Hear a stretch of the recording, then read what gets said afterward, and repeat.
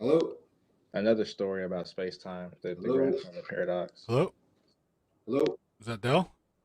Yes, how you doing? There he is. Hey, At last. did it, guys. I don't know what was going on there. It just kept saying request failed, please refresh, try again later. So it's working. Welcome. Thanks. This is Flat Earth Fridays. Sigrid is the host. I'm proud Flurf. This is week 78, episode 78 of this whole ordeal that we've been doing here. But welcome. It's like we have a mini celebrity on stage.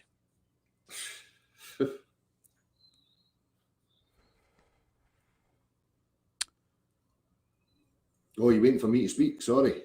No, you're okay. You're okay. Sorry.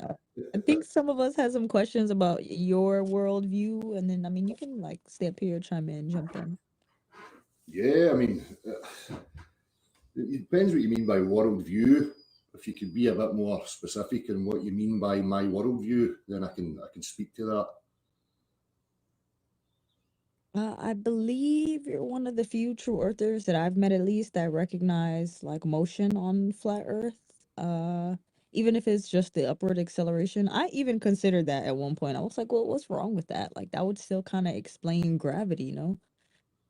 Yeah, it's not that it's an upwards acceleration, but the motion relative to us towards our feet, as we say, would be up. That motion's detectable, it's demonstrable, and anybody can test that for themselves. It's not a belief, it's not a position like it's my philosophical position. It's just basic reality. So I can walk you through how I came to that conclusion, if you like. Yeah, definitely. So it begins obviously with the globe Earth. Obviously, my position was always, asking questions of any claim that's ever put to me in my life. And around about my mid-30s, I realised that, I'd taken for granted that the Earth was a globe floating in space or moving through space and that whole heliocentric model. Obviously, when you get into that, you come across the notions of gravity. So I'll just I'm going to jump straight to the very first point of that.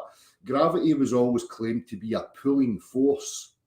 Now, I'm a mechanic. I'm always mechanically minded, engineer minded. Now, I comprehend that motion is only caused by pressure variance. That simply is that something presses upon something else. So the only true force that we know of that creates motion is push. Okay? There's no such thing as pull. There are no pulling forces. Pull is a colloquial term used to describe relative to the observer, bringing something closer to you, and push would be relative to making something go further away from you. In physics, mechanics, the mechanisms of motion are only one. There only is one, and it's a push, a pressure. So it started there for me with the globe Earth. And obviously, right away, the globe Earth is a serious problem because it's trying to invoke some sort of action between two bodies without some sort of mechanism between the two of them. And this is why they wander into, all the sophistry, the mathematical conceptual gibberish of forces and how they behave. Factual reality shows you that force is pressure. Something presses upon something else. End of story. So I'm going to stop there, and if anybody's got any, doubts on that, or they want to, ask me questions in that matter, I'll go further after that. I mean, does everybody agree with what I've just said, that the only forces that we know of that create motion are push, pressure? Agree. Yeah, it's pretty interesting thought. Pretty interesting line of logic. I follow. I mean, the use of this language, an interesting thought, an interesting line of logic. I mean, it's not really the case. It's practical, factual reality that, I have to get that concession, or else it's very difficult to move forward from there. So if anybody doubts that what I'm saying, then this is the opportunity to show me that there is a pulling force, or you can demonstrate pulling forces in some way. So your contention, or your point, I guess, is that there is no such thing as a pulling down. It would have to be a pushing down, and the only way to achieve a pushing effect would actually be for an upward motion. The smartest white boy in the world. Well, this is the point. Anybody that's going to invoke motion or a cause of motion, they require some Come mechanism. on, smartest white boy in the world. Sorry? What's Yo, up? Toby, I think you're What's up? echoing, or somebody's echoing. Oh, What's up? Mouse Tony. Yeah, stop doing that, Oh, please. I just heard that little fucking annoying little fucking wig twig. And I'm like, ugh, She's not aware. really? I'm sorry. How do we? What happened?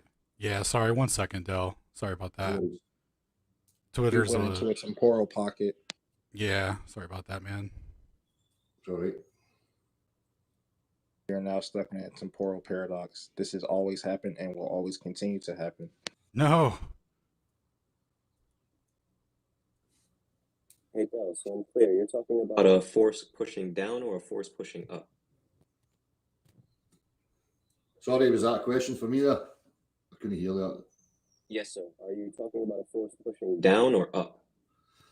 Before we get to that point, this is why I'm trying to walk you through the position, so that we all comprehend that, you know, physics, mechanics of motion requires a mechanism. The mechanisms of motion are pressure. That's a push. Something pushes upon something else, which causes the motion. Yeah, I follow you there. Definitely. Okay. I mean, that's just basic factual reality. This is what I'm saying. So anybody that's going to claim there's pulling forces as duty bound to demonstrate a pulling force, because me and my practical lived life now of 47 years, I have never witnessed a pulling force in my life. They don't exist. I follow you there too. I definitely hear you there. So then we come to the observation. Obviously, we've got an observer who drops an object. We'll just keep it simply from that. And then the claim then comes from many different positions that object is now the thing that's accelerating through three-dimensional space towards the Earth. Whether you're a globe earther or whether you're a stationary flat earther, that is your default position. The default position is that you have to have an accelerative cause that brings objects towards the Earth. Would you agree? Yes. Right. So then we go and we look for what's actually happening in reality. First and foremost, I address the globe earthers. The globe earthers are special pleading for a force that can accelerate all matter simultaneously without displacement occurring towards the Earth at the same rate, so that it looks as if there is no displacement or there's no motion between any bodies or any different matter. Are you with me so far? Yep. No. Can you go over that again? The globe Earth is requesting a special pleading. It's asking for a force. So I'm sure everybody's Okay. aware. I'm sure everybody's aware of the basic first test of a water bottle with water and air in it. Okay. Now, if I accelerate that bottle with water and air in any direction, okay, we get a displacement. That being that the air goes towards the direction of acceleration. Okay. So that's a basic accelerometer. An accelerometer requires exactly what I'm talking about. There is no multifaceted force. There's not a force that can act upon various states of matter and accelerate them simultaneously. So this is why we have things like accelerometers, because if we accelerate one body, there's a displacement in relation to another body, and that gives us our reading of acceleration. Okay. Now, the globe Earth, when I drop the water bottle, requests a force that's accelerating the water bottle, the solid, the gas and the liquid, both fluids, and it's requesting that it's accelerating these things simultaneously towards the Earth without any displacement. That's a special pleading fallacy. It's a pseudoscientific, imagining. No such force has ever been witnessed. No such force can ever be demonstrated. In all given cases of acceleration, we have displacement of different matter. With me so far? Yeah, I think so. Okay. So then we go to the stationary Earth, and the stationary Earth says the exact same thing. Now, I'm going to get into a wee bit more advanced when we talk about buoyancy and density, but I'm just premising this for the first part here. The stationary Earth says the same thing. When I drop the water bottle and I say, well, if there's a downwards acceleration, why is the air not moving towards the direction of acceleration? Flat earthers, the stationary flat earthers tell me the same thing. It's all accelerating towards the stationary Earth at the same rate. Do we agree? Well, it's actually an agreed upon average, right? Well, is it all accelerating at the same rate towards the stationary Earth? About, yeah. Right. So where do you get the reasoning? What grounds do you have to think that that's what's going on? Sorry, what was the example you gave again with the water bottle? You turn you flip it upside water down. bottle is a basic accelerometer. If we accelerate the water bottle, now here's the thing: if I accelerate the water bottle upwards, nothing changes, because to me, I'm adding to the already established motion vector, and I'll show you that again with buoyancy and density.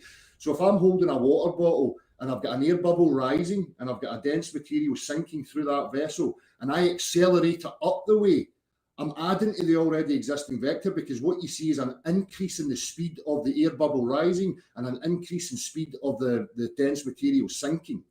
Now, if I invert that and I accelerate that system downwards, we get a total inversion. The water bottle now, the air bubble now moves towards the bottom of the bottle, towards the direction of acceleration, and the dense material moves up to the top of the bottle as I accelerate it downwards. And that's repeated in any direction 360 degrees. If I accelerate that in any of these directions, I witness the same thing. So I can invert the density gradient and I can invert the density layering, utilizing the acceleration. So when I accelerate upwards, I'm increasing the rate of the density motion vector. However, when I let that bottle go and there's an apparent acceleration there, the buoyancy and density motion ceases. That is that the air bubble stops rising and the dense material stops sinking. So we're left now with the possibilities. Either we have a mystical force that we've never witnessed that can act upon all various states of matter and accelerate them all at the same rate, contrary to what we know practically everyday lived life. Or it's the Earth that's in motion, and when the solid body of the Earth motion is no longer transferred through the body of the water, given us the buoyant effect and the density gradient, we see that it ceases in its motion vector until again it touches the solidity of the Earth, and then again we see buoyancy and density returning and the air bubble rising and the dense material sinking. So, we can see that when things are attached to the Earth, we have the density gradient, we have the pressure gradient, we have the buoyancy and density motion vector. When it's no longer attached to the Earth and it's in what we call free fall, all that motion ceases to be. There is no density layering, there is no pressure, there is no motion vector anymore. So we've got globe earthers that say that's because there's a mystical force accelerating it all towards the Earth, and stationary flat earthers are saying exactly the same thing. It's all accelerating towards the Earth. So while the air bubble's rising and the dense material is sinking, as soon as I let it go, this force now acts upon the whole lot and accelerates it all towards the Earth. To me, that is not founded upon anything practical. It is totally and utterly preposterous. And what happens from there is, because people are denying that that's what's going on in reality, we end up in la-la land, invoking mystical forces and trying to come up with all sorts of gibberish to explain what's actually happened. So when you drop something, to you optically, your optical interpretation is that thing goes down. If you were in a glass elevator rising at a steady 30 miles per hour, holding a vessel, and you let that vessel go, and I am standing outside the elevator looking at that, to you, immediately to your position, it goes straight down.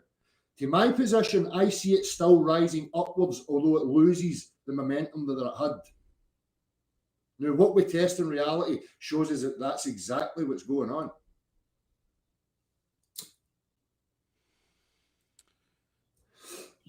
Bro, I don't know if I can get behind. I don't know if I can get behind this, Dell. So he's saying that the Earth is rising upwards and not an object is falling. Well, it's demonstrable that the Earth's in motion. Relative to us, towards our feet, you can say upwards. If you were outside of this reference frame, I don't know what direction it's moving in.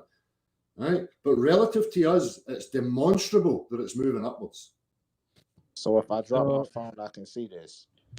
If you drop your phone, if you if you've got an accelerometer on your phone, okay, and you're holding that accelerometer, it's going to register 9.8 meters, okay? As soon as you let that go, it immediately goes to 0 because it's not feeling the motion anymore. So I hear everything you're saying about the relative motion, and actually, this has been really interesting. You've given me a lot to think about, but I'm still stuck on.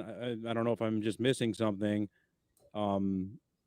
Like let's say I'm on a cliff and I jump off, and then I start accelerating down, and then someone on a lower cliff jumps at the same time. When they see me falling, I'm going to be falling faster than them because I'm accelerating, right? No. So what is terminal velocity now? Let me just explain. Terminal velocity is in the title. Terminal, end of, no more. Okay, end of motion. Terminal velocity is when an object reaches true stationary. So if I'm standing on a cliff edge that's 10 feet, and you're standing on one that's 100 meters tall, you and I, when we're standing on that cliff, are both moving at the speed of the reference frame. Okay, so imagine this on a racetrack. If you've got two cars, one behind the other, and they're both moving at 100 miles per hour, and there's a distance between those two cars of 10 meters. Now the one in front takes its foot off the accelerator and goes to 90 miles an hour. The one behind is still traveling at 100 miles per hour, so it impacts that one. The ratio is then 100 miles per hour versus 90 miles per hour over the distance of 10 meters. That impact is going to be very slight. Same scenario, and you increase the distance between those two to 4 times the distance. Now that car in front decelerates to 50 miles per hour, and the one behind still continuing on at 100 miles per hour impacts that, you're going to have a greater impact. So invert that now 90 degrees. You're standing on a 100 meter tall platform, and I'm standing on a 10 meter tall platform. No, you've already. No, I get what you're saying. When I step off, let him finish. Let him finish. When I step off of that platform at 10 meters, I only have a shorter distance to lose my momentum. You, however, have a greater distance, so you have got more time to lose your momentum. So your impact is then greater. So to an observer, it looks like you're accelerating, but the reality is that you're decelerating. So the longer time you have to decelerate gives the observer on the reference frame still in that motion the optical illusion that you are accelerating towards the Earth. I gotta disagree on that. Wait, so you kind of said two different things there. This is a hard sell, bro. Hold on. So two different things. It's the same thing. Well, hold on. So you said there's a deceleration, but it's only relative. It's only apparent. Is that what you're saying? No. Yeah. Well, if you're looking at optically things are only apparent, right? And that's what people are interpreting. They're interpreting things optically. What I'm showing you is that physically, that's not what's happening. There's a difference between optics and physics. So I still am not following. Like if I'm going in a car and it's going 100 miles an hour and I jump out the side, okay, I guess there's a translation of motion there, right? Like I'm going to actually move with the car a bit. No. If you get two cars, if you're doing 100 miles per hour in a car and you have a car in front of you doing 100 miles per hour and there's a gap between you both of 10 meters, that car in front, if it takes its foot off the accelerator and reduces its speed to 90 miles per hour, you're going to impact the back of that car, okay, with a 10 mile per hour difference. If that car's now further along the road and has more time to decelerate, so it's now reaching 50 miles per hour, you're coming up behind that car. Why did the car smack into the other car? Because it's going the same speed. The two cars are doing 100 miles per hour. The one in front reduces its speed to 90 miles per hour. So the one at the back. Messed up. Can y'all hear everybody, or is it just me? Oh, I can hear him. I can hear behind the imaginary curve. Yeah, I can hear it fine. Toby, I'll be back. Go ahead. What he's saying is if, again, I understand exactly what he's saying. It's just super hard. It's a super hard sell. But he's like, if you have two cars on the road, bro, in a straight line, and they're both going 100 miles an hour, and there's like a 10-meter gap between both cars, and the front car lets off the accelerator and slows down to 90 miles an hour. It is now de-accelerating backwards while the car behind it is accelerating forward. So he's saying that is what is happening. Yes, the car. But the car that's letting off the gas is just experiencing air resistance. That's all it is. I'm using this to help you mechanically comprehend, right? But isn't it more akin to jumping out the door of the car? Let's look at it like this. Let me change that analogy. So the two cars are connected by a solid rod. Okay, the car in front has no power. The car behind is the driving power. The car behind is now pushing the car in front at 100 miles per hour. Okay, now we remove the solid join between the two cars, and the car in front has no power, so it loses its momentum. The car behind still has the power, so the car behind catches up and impacts the car in front. So if you invert that 90 degrees, and we have two cars connected by a solid rod moving upwards, and the car behind is the one giving power to the car in front, and we remove the solid rod connecting the two, the car in front, the one above, loses momentum. The car behind is still going at the same speed and catches up and hits it. And if there was That's all air resistance. Sorry? That's all air resistance. Wait, Tim, I got a question. We're not talking about air resistance. We're talking about the mechanics of the position. So let's get back to the main points of this. My main contention is this: there is no downwards acceleration. Beyond, do you believe in dimensions on top of each other? Sorry? Do you believe in dimensions like on top of each other? Like, do you believe in dimensions that are 90-degree angles on top of each other, on top of each other, on top of each other? I don't know what you mean by that. Because this would make your theory much easier to sell. If you believe in dimensions sitting on top of each other, then that would understand why you believe that we're constantly accelerating upward and downward at the same time. Because there would be another dimension on top of that. There is no downwards acceleration. This is not a belief. I don't want to be confrontational, but I can't allow off the cuff statements like beliefs and theories. I'm not operating in beliefs and theories. I'm operating in practical, demonstrable reality. So the claim is that there's a globe Earth and there's a stationary Earth, both requiring downwards acceleration. I am showing you practically and physically there is no downwards acceleration. It doesn't exist. I kind of agree with him. It does exist. It doesn't exist. Show me. It does. There's the electromagnetic gradient. It exists. It's there. To demonstrate downwards acceleration. Drop an object. I'm in my bathroom right now. I dropped my chapstick. It hits the floor. I'm sitting down on the toilet. I am stationary. Chapstick falls. It hits the ground. It is accelerating towards the ground. No, it's not. Through the air medium. That's your optical interpretation. That's akin the same reasoning that. That's the physical interpretation as well. Okay. The object I'm dropping is physical, and it's falling through the physical world that I am observing. Okay, so where's your physical measure that that's what's happening? My observation. Your visual observation, optically. You don't have a. I can see it happening. Yes. Well, I can see the ground apparently rising up. I can apparently see the sun. We don't observe the ground rising in any aspect, in any location, anywhere, an office, outside, the dirt, the grass, the pool. We do not observe the ground rising. We see objects falling to the ground. I'm trying to show you your reasoning here. You're saying to me visually, right, that you're saying it goes down. Okay, that's optically. So what I'm saying to you, that very same reasoning can then be applied to things like, well, optically, it appears as if the sun goes down, so therefore it goes down. Isn't that semantics? No, that's your reasoning. You're reasoning from an optical interpretation, not a physical one, and you're then stating that that's what's happening physically. But our optical interpretation is just our optical interpretation. What's actually happening is actually happening. What we are stating is happening is just our observation, not a fact. Yeah, no, that's what I'm saying. You have an optical interpretation of downwards acceleration. Physics and physicality shows you there is no downwards acceleration. We see it. I work in the rigging business. I dropped a 2-ton weight on my foot from 5 feet. If I dropped it from 10 feet, it's going to hurt more than that 5 feet. Yeah, it's going to do more damage. That's because from a greater elevation, it has more time to decelerate, so the greater the impact. Yes. So the object is accelerating towards the ground.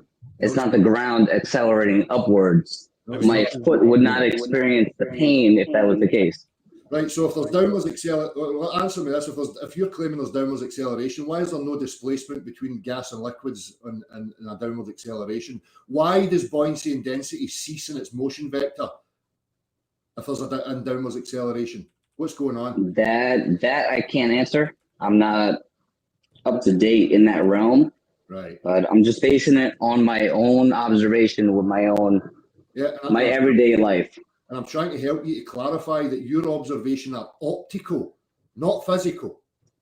It is, but it is physical. It's not because physical. if I drop something from one height and I drop it from another height, and the higher height, based on the weight of the object, does more damage to me than when I dropped it from a lower height, it proves that it's a downward acceleration. No, it does not. There is no downward. It does. Wow. Right. That's why it hurts more. Wow. This type of reasoning is really backwards. And I'm trying to highlight your reasoning for you, and you're going round in circles making. That's my reasoning. Right. You can't say I'm incorrect based upon my own reasoning. That's my reasoning, and that's my honest opinion based upon my observation. Well, physical reality disagrees with your personal belief in what you think's going on. So that's fine. It doesn't. No, nobody controls. So what you're hearing from me is what I observe, my honesty. Well, that's fine. Nobody else can reframe that or control that. Well, TM, do you realize he's not necessarily refuting the fact that there's an acceleration? He's not arguing against that. His point is that what we quantify as an acceleration downwards is actually a loss of momentum that's occurring in I guess in the kind of like a gradient, and as that loss of momentum, if in his theory he's going upwards, and as that loss of momentum increases, I mean it's really just an argument about relative motion at that point. But the physicality is, yeah, I can't get behind the ground rising upwards. That's a Brian Cox claim. That's a Einstein claim. Yeah, but we're not gonna appeal. We're not gonna. I mean, we can't argue. We can't use fallacious arguments. That's not right. See this. No, I'm just being honest. I'm not nothing to attack anybody. Now, I would say, you've given me some interesting. You've clearly thought about this a lot, and you've brought a couple of points up I've never considered that so deeply. So I really appreciate that. My question to you would be, to Dal would be, have you ever have you considered other possibilities? Like, what about, you say it has to be a pushing mechanism? Yeah. It's more like an attraction. Like, so to me, everything is a magnetic attraction. That's how I observe life. Like you put a piece of metal in front of a magnet, and the magnet pulls it in. Yeah, but you can't just throw Maxwell's equations in, and that's not going to work. Like, it can't just be magnetism. It has to be something different. And it can't be a pulling force, as Dell is pointing out, which is a really good point, because that's kind of what our contention is with gravity, right? Is like, you don't have a mechanism to explain this. But we do, don't we? Dr. Richard Feynman talked about the electrostatic gradient in the atmosphere. No. I'm saying that the globe doesn't have they don't have a mechanism to explain gravity. That their paradigm, they've never quantified the claim of gravity, right? But they did with electromagnetism. So they figured that out, and they had to change it up, and they described it in the realm of relativity. They just took it to the fantasy level. Can I ask a question here? Yeah, absolutely. Go ahead. On the stationary Earth, what's the cause of uniform downwards acceleration? Yes, that's what I was going to say. So have you ever considered, now what one thing I've been, a lot of us have been really diving into recently is the idea of an etheric background. Are you familiar with that concept? The ether, of course. I'm talking to Dell. No, go ahead. We're trying to kind of figure out. I'm trying to pick apart this downward. He's trying to talk about this upwards acceleration or this upwards motion. So I really want to get discuss this with him.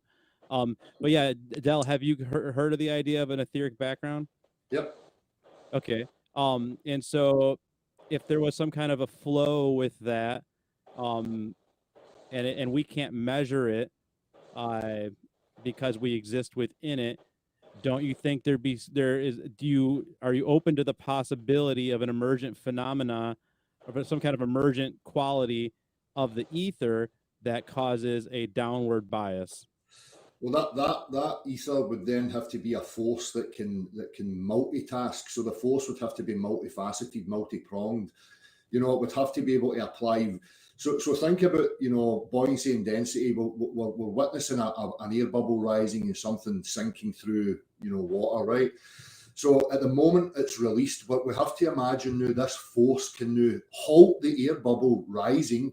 It halts the dense towards from sinking and accelerates all the stuff together towards the Earth. I mean, and so the ether is a perfect. To me, that's the ether works with that, right? Because the ether kind of connects all of that, all of that matter you're describing, or what I would describe as perturbations of ether. All of that is wholly exists within the same background medium. So it's kind of like like a painting that's all together.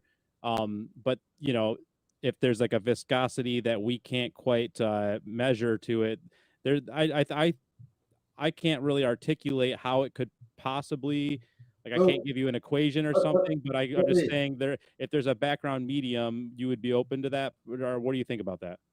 Well, again, it comes back to I only live in the practical real world, and forces show me that they're no multi-pronged, they're no multifaceted. When we apply force to matter, various states What of state matter, are you in, sir? various states of matter displace in relation to each other. So in particular, we're talking about gas and liquid, solids, right? When we accelerate either a gas or a liquid or a solid, we doesn't matter. We already put him online. How you like that? Somebody's talking. You think the government ain't gonna get that? Yo, Mouse you have Tony, a you're hot hot mic? micing again.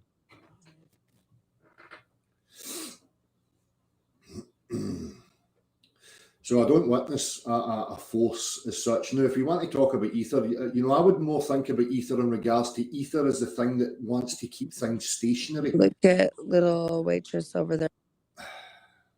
No, seriously. It's quite Don't irritating. drink in We don't space. want your Don't white drink in ass. Sorry space. about that. All right, can we kick Mouse down? Yeah, can we do that maybe? So I would consider more, if we're talking about an ether. Ether is the thing that wants to hold matter, give it its inertia, give it the property of wanting to be stationary. So again, we can look at that when we witness dropping things, that things are already in motion relative to the Earth at that speed. Now, when we let that go, we can talk about ether as being the cause of matter becoming stationary. But to talk about ether in regards to producing some force that can accelerate all matter simultaneously, uniformly towards the Earth, that's no different than globe Earth thinking, requesting gravitons from outer space. So I don't go along those lines of reasoning, because to me it's preposterous. I reason from the practical.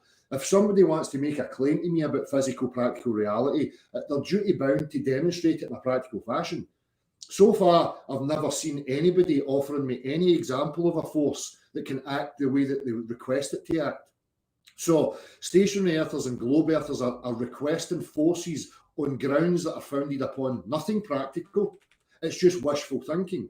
They're doing it based on a bias interpretation. So a globe earth is the bias of a globe earth.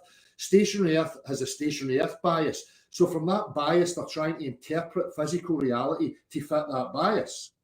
I don't do that. I just go by what the practical shows me, and wherever the practical takes me, that's where it takes me. And it takes me to the position that the Earth's demonstrably in motion. So if you ignore that and you opt for stationary Earth or globe Earth, this is where you start getting into the grounds of ether, requesting forces that can behave like, Harry Potter tractor beam, stuff. And I don't comprehend where you're coming from with that. This is what I'm trying to establish. What do you have to request that? What is your reasoning rooted upon? May I ask a question? Well, So that's some fair everybody, points. I agree with See, people say I'm pushing globe rhetoric. The reality is that stationary flat earthers and globe earthers are pushing the same rhetoric, because the same rhetoric is there's a downwards acceleration, and that downwards acceleration is uniform. That being all matter is accelerated towards the ground uniformly. That's the two things that are aligned with each other: globe earth and stationary earth. And what was your now? So I haven't looked into the electrostatics theory very much, but you had a contention with that as well. Well, electrostatics don't produce, you can't invert the gradient that we have. Electrostatics cannot demonstrate uniform acceleration of all matter. Electrostatics doesn't explain why buoyancy and density ceases to be in free fall, why there's no pressure anymore, why there's no orientation, why there's no directional vector. Here's the thing, and the antecedent to a directional vector is motion. So if you look at your reality and think, well, I have a directional vector because I know what down and I know what up is and I know what left and right is, I've established that there's a level, a displacement that I call level, which is perpendicular to the true motion vector. So I ask you then, that the antecedent to a directional vector is motion. So if you think you live in a stationary Earth with a directional vector, what gives it the directional vector if it's not motion? A charge differential, a charge in the sky different from the charge in the ground. That establishes a vector directional vector due to electrostatics. Right, so there's a motion there between, electricity obviously flowing in a particular direction, right? So again, does electrostatics or electromagnetism, does that account for accelerating all material at the same rate? And if so, can you give me? But it's not the same rate. But Dell, it's not the same rate. Like if we were able to measure, right? So basically, what you're saying is, if it's an upward acceleration, that means the surface should meet basically all different objects, like at about the same rate. No, obviously we're in a medium. No, but he was I don't talking. want to sidetrack. We can talk about, because we've got air resistance and stuff. That's a whole other matter. I want to get back to the main point of your position, right? Because this is where the main contention is. You're saying, oh, it's not. When I let the water bottle go with a bubble rising and a dense material sinking, and I let that go, the whole system now ceases to move in relation to each other. The stationary earthers are claiming to me that that's all accelerating towards the earth. That's your position. So you have to justify that. So you're now saying to me, no, all doesn't accelerate towards the earth. Well, what's going on in that scenario then with the buoyancy and density motion vector ceasing in free fall? What's happening there? Isn't that exactly it? That's relative density, no? Relative density disappears in free fall. If relative density was true, the air bubble and the dense material... But we're not in free fall. We're on Earth. No, what my point is relative density disequilibrium is a claimed cause of our gradients, right? What I'm saying... Yes, and it's observed. We can observe that. Right, but in free fall, if it was the case that buoyancy and density were their own cause, then in free fall, the air bubble should still rise and the dense material should still sink within the medium. But they don't. But you're putting everything in a medium that it's not normally in. So the air bubble... So you're causing the effect that you're seeing. Like if you go into the vomit comet with a density tower, let me explain. You're forcing that result. No, if I'm standing on Earth holding a water bottle and there's an air bubble rising in it and there's a dense material sinking in it, I don't change anything about it. The only thing I remove is my hand supporting it. Now, immediately when I remove my supporting hand, the air bubble stops rising and the dense material stops sinking. Why? Wait, say that one more time.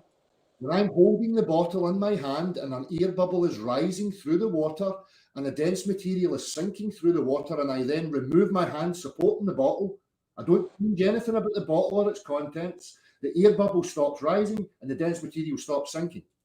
Why? It's electromagnetism, toroidal. This is where you're going to get into word salad and things you don't comprehend. Electromagnetism cannot accelerate gas, liquids, and solids simultaneously without displacement occurring. And then where is the citation and evidence behind that? Practical reality. But then that's just your own opinion upon it. You demonstrate for me electromagnetism accelerating gas, liquids, and solids simultaneously without displacement. That's your burden. That's your claim.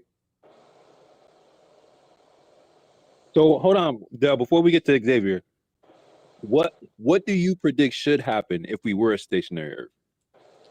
If it was stationary, we would have no vector, we would have no directionality, we would have no pressure gradient, we would have no density layerings. It would be total and utter chaos.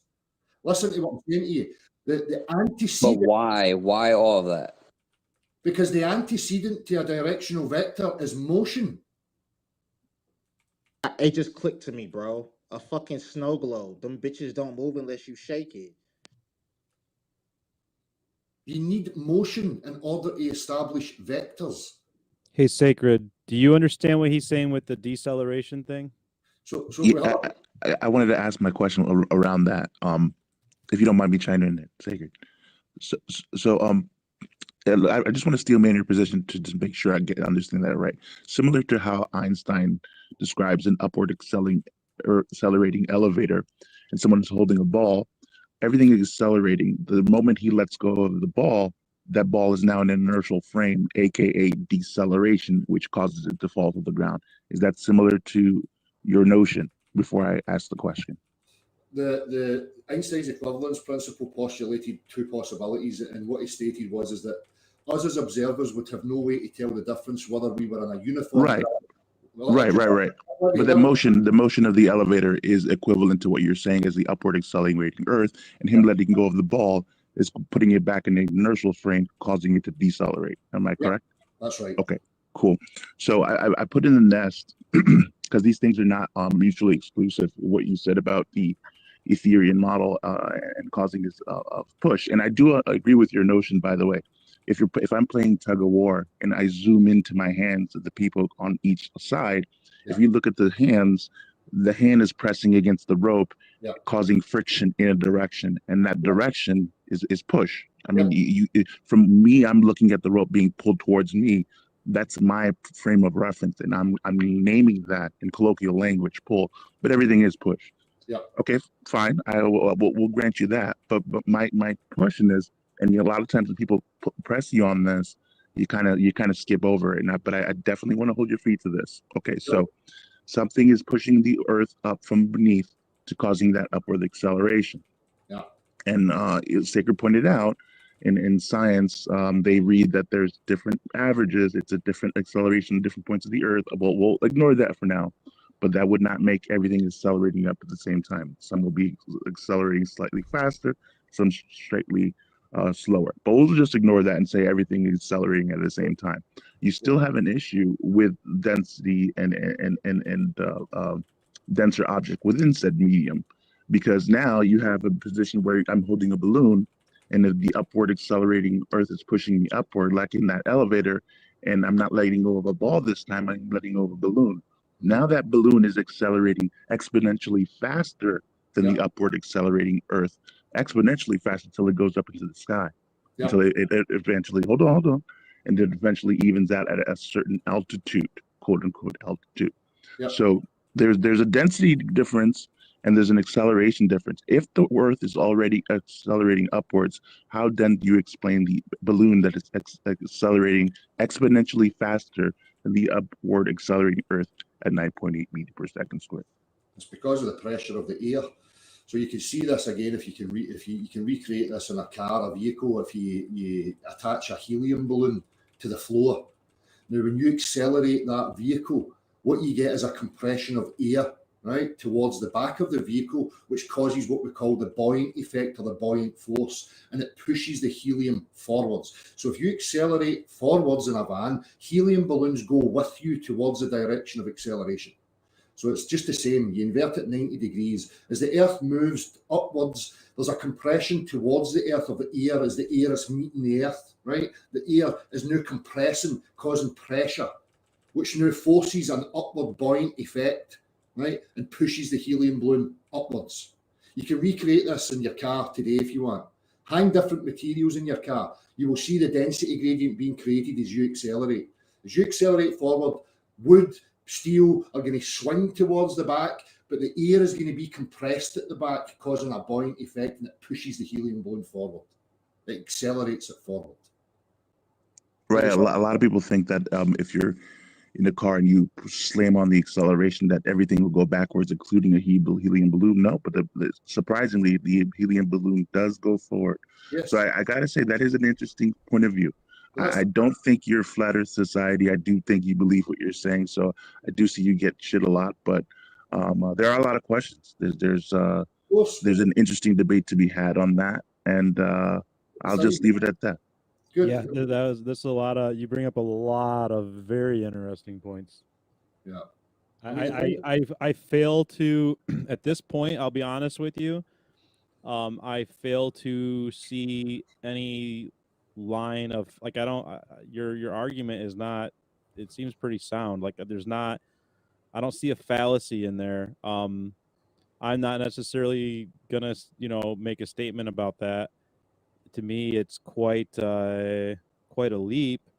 But yeah, I don't see a fallacy there, man. You bring up a lot of interesting points. I've got a lot of thinking and reading to do. Good. Yeah, I was just jotting that stuff down. I was listening. I'm like, man, I got a request because the helium thing is bothering Actually, me. Oh, sorry. Go ahead. No, go ahead. I was just gonna say, also, just mention, there may be even a measurable, like, our point is that we can measure a directionality of light, right? And that we've linearized the Sagnac effect through Ruyong Wang, which means that we can't detect an orbital motion. Yeah. And so if that's the case, then, we would be able to theoretically do the same type of experimentation detecting linear motion going upwards, right? We do. That's what I'm saying. The detection's there. Yeah, I think you're right. I mean, that's I gotta say he has a lot of valid points. Kind of got I was listening. I was trying to listen for fallacies. He didn't have any. Yeah. But what one thing would throw a monkey wrench. I always accept it as true. I never validated for myself. Would be the averages of of gravity is being as an average, that being denser masses in certain mountain ranges. So he would have to have a really big explanation for why there's certain places on Earth, rising Earth, quote unquote, that accelerate faster than others. Do you have an answer for that, though? Well, there's loads of factors. Again, elevation. We've got pressure variance in regards to what we call the atmosphere, or however you want to term that. So there's constant fluctuations in the density of air. When you're traveling on an aircraft, it always has to maintain the upward push, and we get pockets of what we call turbulence, where the air pressure is different, so the push up of the air beneath is no longer there.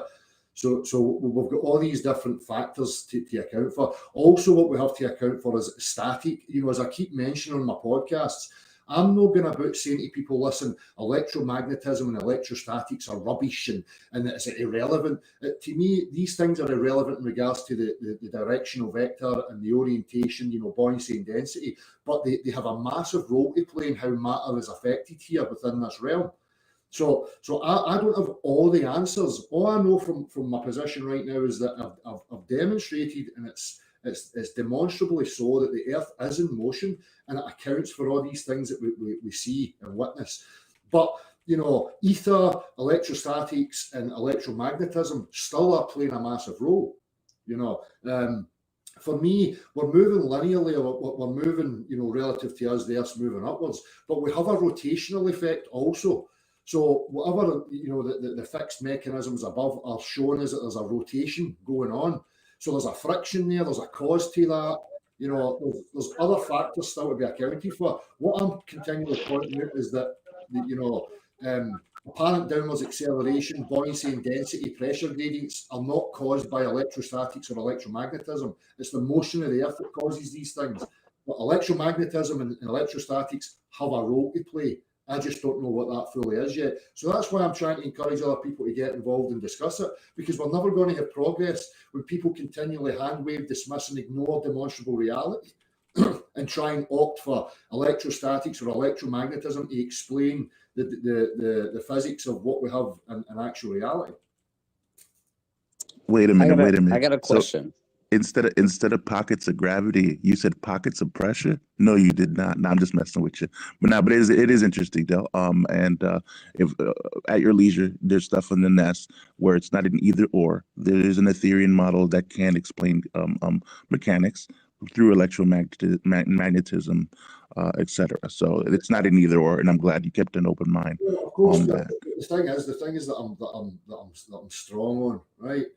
Electromagnetism can explain, right? We can all explain. Everybody can explain. However, if we're going to talk about physics and physicality and making statements of motion, acceleration, it has to be very, very meticulous for me. And anybody making those statements, you can explain it all you like. If somebody's going to explain to me there's a force that accelerates all matter at the same rate, it's fine for you to explain that. However, that does not comport to reality.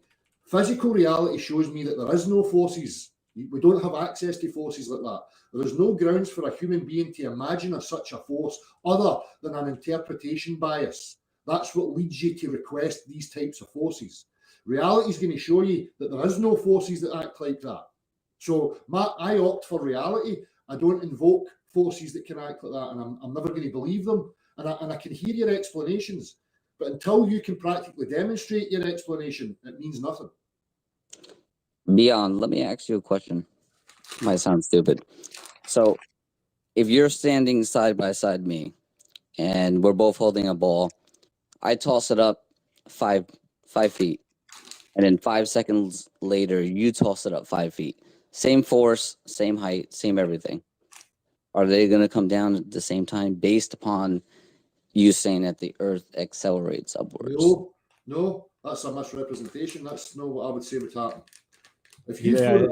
He's not saying it's accelerating. He's saying it's moving at a constant speed, and what you see as acceleration is actually the item that's falling is decelerating relative to you. This is why I asked him if he knew anything about the multidimensional theory. Let me ask you, let me see if this intrigues you, because I'm going to I made the point earlier, okay?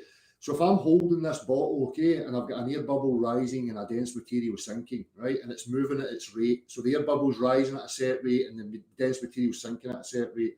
Now see if I accelerate that up the way, so I'm adding to the already motion vector. If I accelerate it up the way, the air bubble rises quicker and the dense material sinks quicker. So I'm playing with that variable, I'm adding to that motion vector, and you can witness the increase. So I don't know why these things are not piquing your intrigue, because to me it's incredible. We've got the opportunity here to see how reality actually is functioning. First and foremost, it totally obliterates the globe Earth. This realization and acceptance of reality shows and demonstrates to you how impossible the globe is. It's dead right there and then. Right? We're in some sophisticated machine, right? The creator, the prime mover, who is the prime mover who gives motion and rise to this whole shebang, right? It's demonstrably so. The globe Earth's dead and buried. If you can understand and comprehend your physical reality and what I'm talking about, you see right there and then the globe is gone. It's over. This is why Einstein had to account for it. This is why they had to invoke dark matter and all this, relativity, all this gibberish. Because and Einstein deliberately had to account for it in the equivalence principle. In the equivalence principle, he stated, in a uniform moving reference frame or a uniform gravitational field, us as observers would have no way to tell the difference. However, only one of those postulations is practically demonstrable. There's no such thing as gravitational uniform fields. These are mathematical concepts. The motion aspect is demonstrable. We can practically demonstrate these things. So Einstein knew when they were devising the ball and they had to advance the ball Earth, they had to account for these things. They had to have a mechanism. This is why they had to make statements like everything accelerates towards the Earth at the same rate. Right? Which sounds ridiculous on its face, because how can you have antipodal surfaces of Earth, of a sphere, accelerating simultaneously? Exactly. Yeah, it's ridiculous. So I'll give you that. And one thing I'll ask with the bottle example about things finding equilibrium, you don't think removing your hand from the bottle, causing it to fall, is putting the bottle back into disequilibrium, where it's in the medium now, needing to fall towards a new ground, which your hand was previously? You don't consider that? But that's fancy words, you know. Right, if I'm holding the bottle, right, and I've got a motion vector of buoyancy and density happening in front of me, and I remove my hand from the bottle, right, you're saying things like, oh, well, I don't want to misquote you, but what did you say again? What do you say things happening that goes into equilibrium? And no, meaning the density gradient needs to find it's within a volume of medium. So if you take your hand away, your hand underneath a bottle is like being on the ground. It's finding the densest thing. So now you remove your hand. Now it's back in the middle of the air, and that bottle is denser than the air. It's going to go towards the ground. The stuff inside of it's going to jumble around.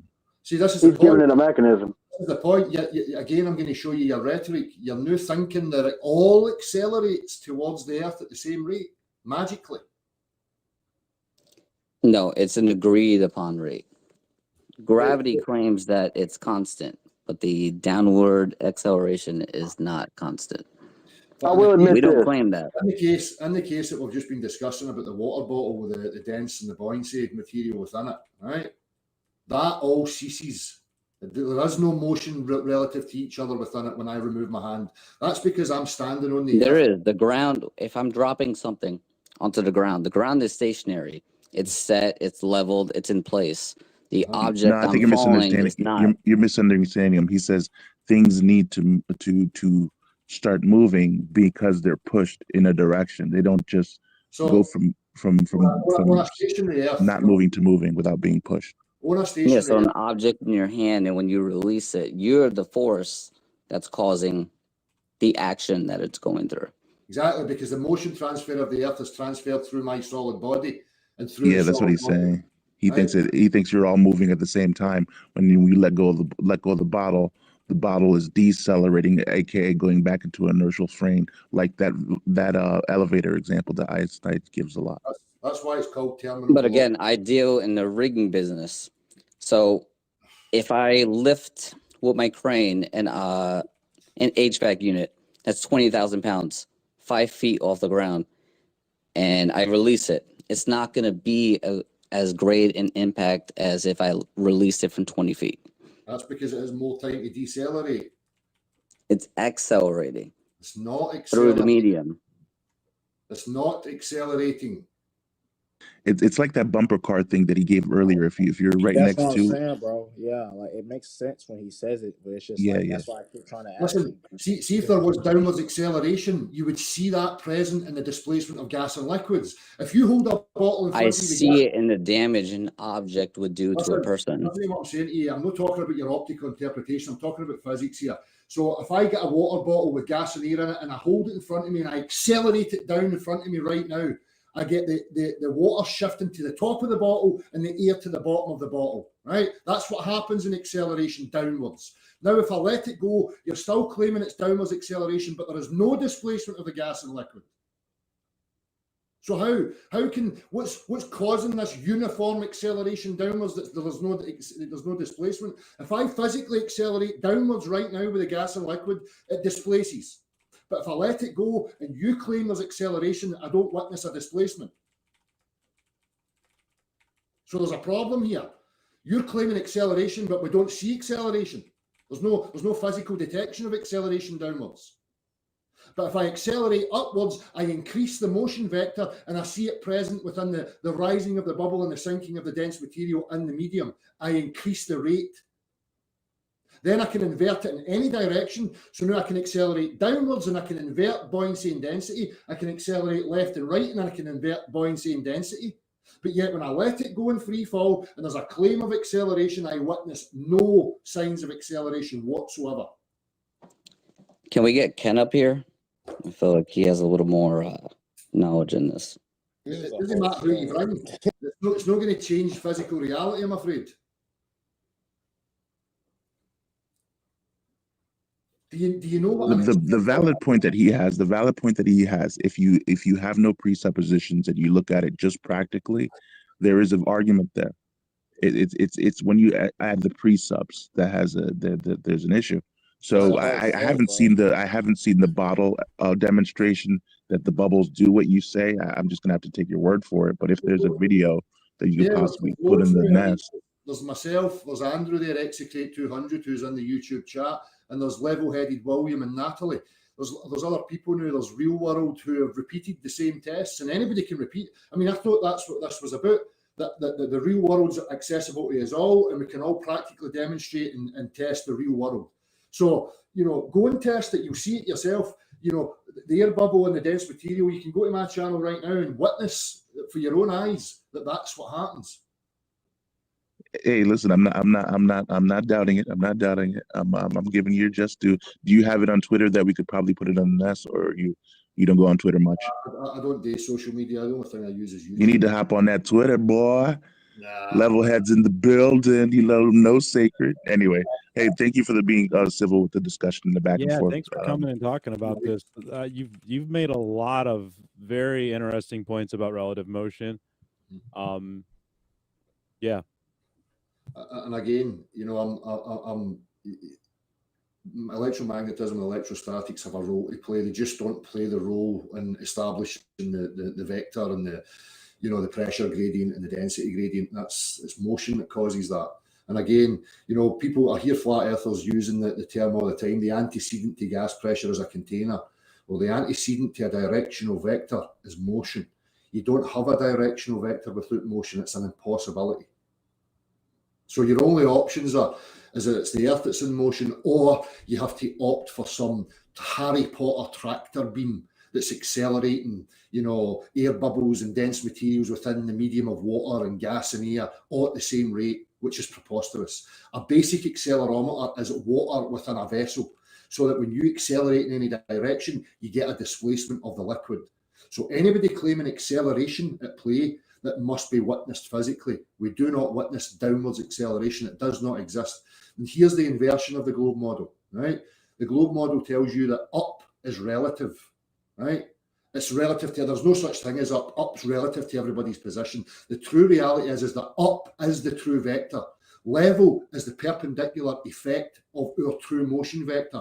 You see water displaced, that's why it has a horizontal surface. That's why it's leveled. That's why a plumb line hangs straight down. That shows us the true vector. Okay? So that's the truth. And if you don't accept that truth, you're going to wander into reality, asking and requesting for special types of forces that accelerates all matter at the same time, having stationary Earths with a motion vector without any motion. This is contrary to practical lived life physicality. And I don't know why people are hell-bent on pushing this stationary Earth thing, other than it's a presupposed bias, which is fine. And I understand why people go there and why people end up there, right? But the physical reality is showing you that that's not the case. And it's impossible. And stationary flat Earth is never going to go anywhere. It's going to go round and round in circles until people accept what reality is showing them. The Earth's demonstrably a level plane.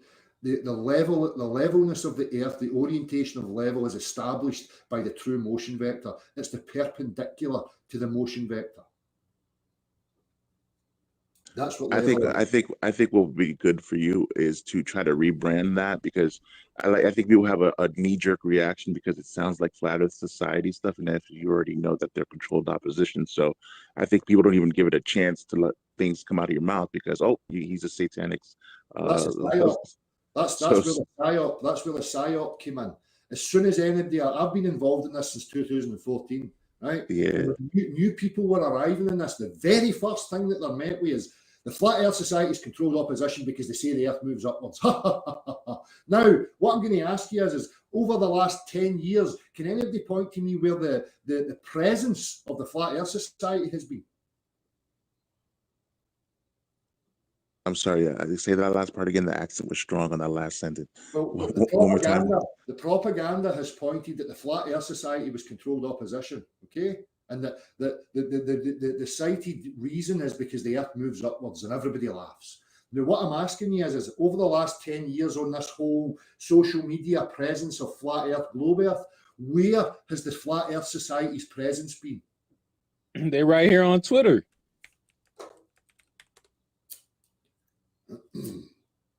Oh wait, am I mistaken in saying you repping Flat Earth Society? You rock with them? No, what I'm saying is it's always used. The Flat Earth Society's controlled opposition. What's the reason it's controlled opposition in your mind? It's not just the upward accelerating Earth. There's a lot of things that they say that's just wow. It's very. I don't have a list in front of me, but there's some things that they say that's just out of place. I can say that the true control. It's like obviously wrong. Well, the true as soon as anybody with a brain looks at it.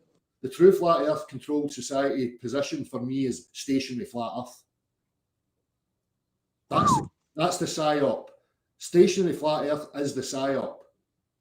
Hey, I appreciate you saying it with your chest. I mean, you still got a lot to explain with the Michelson-Morley experiment. I mean, there's a lot of things you got to reconcile. So if there's a healthy debate to be had, I definitely want to hear it. But I never hear somebody say it with their chest like that. But hey, go for it, bro. Reconciling what Michelson-Morley in regards to what some rotational motion detection. I'm not interested in that. There is a rotation that's going on, and that's another discussion, right? But the directional vector and the conditions of our pressure gradient and our buoyancy and density gradient is witnessed by the motion of the Earth. Yeah, and this guy actually does have interferometry kind of on his side on this one, so at least as far as I know. I mean, if you've got a device, there's a little video on my channel, okay, and I've got a box that you can't see outside of the box, and I have two rulers going through that box, okay. And my question is what is moving? Now, are you looking at that? If you were within that box, you would say that the ruler on the left is the thing that's moving. But in many given circumstances within that reference frame, I'm moving the ruler, I'm moving the box, and I'm moving both. But you, the observer within that, have no way to tell the difference. Physically, however, you would, if you attached an accelerometer to the ruler on the left, you would be able to detect when that ruler is in motion, because you would have a displacement. That's what an accelerometer requires, displacement of different matter. That's what happens. Being perfectly honest, man, it's the only thing really that gives the buoyancy density a mechanism, and joined with electrostatics buoyancy density. But the only thing for me is I've been arguing for so many years against the motion that it's hard for me. And I'm being honest, it's just emotion's the only thing that is making it tough for me to argue it, you know, everywhere I go out loud. But man, to be perfectly honest, it does make sense. The math describes it perfectly. It works with all the equations. It's just tough to get on board with just for the emotional reason, man. And that's great, and that's honesty, and I really appreciate your honesty there, because the majority of people, it's their ego and their pride, and I don't mean that in a negativity, but people are prideful, and we don't want to be wrong, and I'm the same, but I have been wrong in my life, and coming to this realization wasn't easy for me either. The same as realizing that it wasn't a globe Earth and having to get through all this process. Do you think it's easy for me to know? I knew fine well when I was bringing this stuff to the table how people were going to react to it, but I'm not going to change. I can't deny reality. I embrace what the creator, the prime mover demonstrates for me, and I embrace it. I don't want to have a bias to fight against it. That's not the way we should be operating. On a positive note, it is a globe killer. They have to describe it. Just the only thing they could say is the fact that because you're changing directions, but that's still that would mean Earth accelerating in every different direction outwards. But didn't they turn the interferometry, like one of them turned it sideways, like one of the recent ones, and detected something? We do need to look into that. And also like the pound Rebka, like this thing, there might be more to it in some of these papers than we're giving it credit. But I don't know 100%. We need to look into this. It's worth a look, man. It's an interesting conversation. I think it's very telling. You know, I've always been open. I've always had an open platform. Now, if you look at the globe Earth people are not coming near me. They do not want to touch this. Since I, brought forward and established the push-pull thing, and the fact that there is no such thing as pull, and then forward onto these, demonstrations, the globe Earth presence is zero. They do not want to touch this. They don't want to come near. They don't make videos about it. They don't want to bring anybody's attention here because they know how detrimental it is. And they don't want to come and engage in a discussion with me because they're going to fall flat in their face. because they, again, are invoking mathematical, conceptual forces. Their whole premise is based on optical phenomena and interpreting optical phenomena to fit their presupposed bias. And that's all they have. They don't have physics. You know, they're filled with logical fallacy after logical fallacy, special pleading fallacies.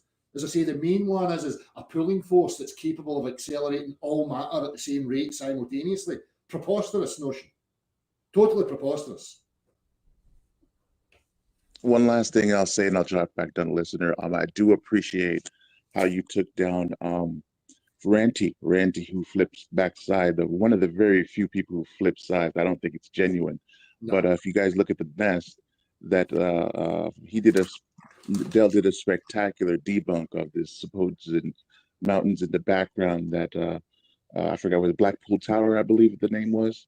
Yeah. He did an excellent demonstration about perspective and having the angle of view where it seemed like the picture was cropped, and he had an original picture in the background where he demonstrated the mountains of his background of his apartment, and he showed how the apartment buildings were dropping down level like the mountains did. So that was a spectacular debunk. So my hats off to you, brother. Thank you for the civil discourse, and I'm drop back to listener. No worries. Thanks for the nod there. Wait, where can we see that? Of course, an old one. I put it on the nest. It's simple. I mean, the globe Earth is just plain on parallax. You know, it's an optical phenomena where you know, things in the distance appear to be lower than things in the foreground. It's just simple. The globe Earth interchanges the geometry of vision with you know, Euclidean three space geometry, and it tries to interlock the two of them while ignoring, you know, visual perspective. As I say, that the whole globe Earth is just based on vision. That's all they have. Everything's an interpretation through vision. That's why their symbology is the all-seeing eye, and you know, the triangle over the eye and the circle over the eye with the 666. It's, you know, they know fine well that their whole model is premised on optics, you know, and a play on optics. That's all they have. They don't have physics. They've got nothing physical. So anyhow, thanks for the nod.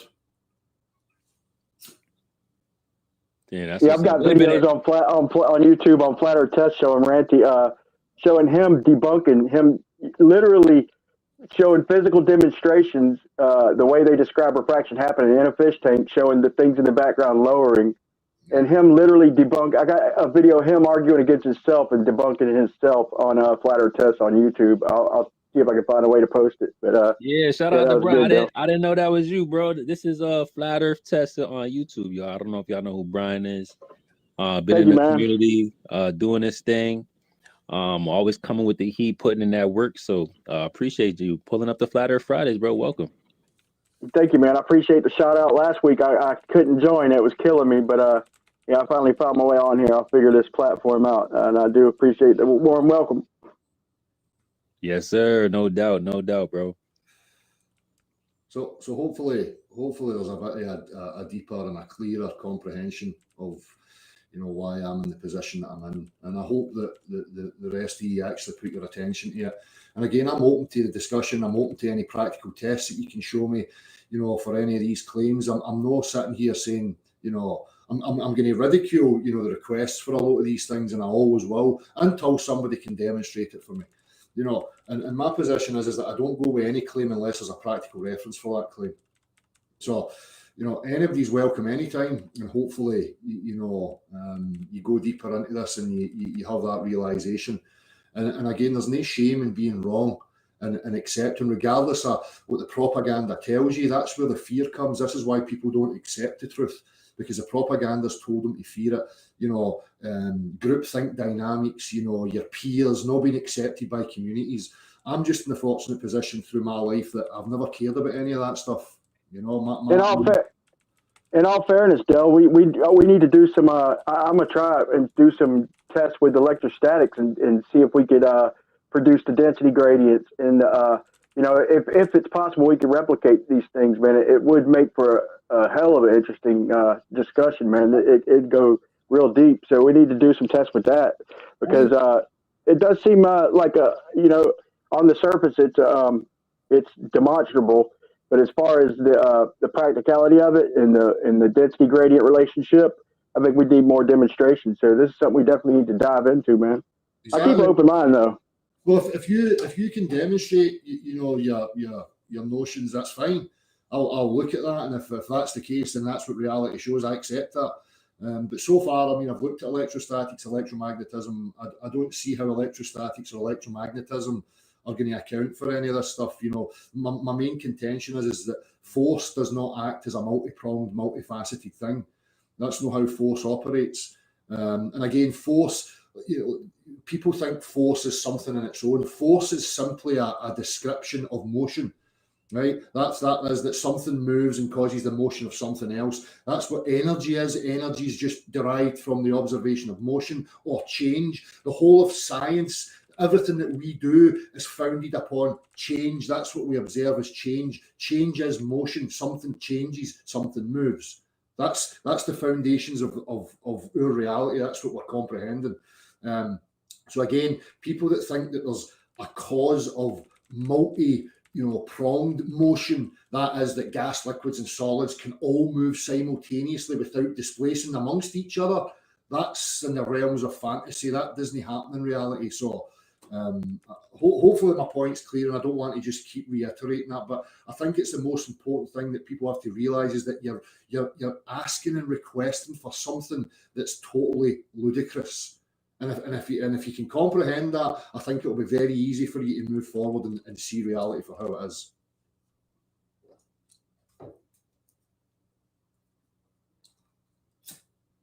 Anyhow, any more questions or whatever?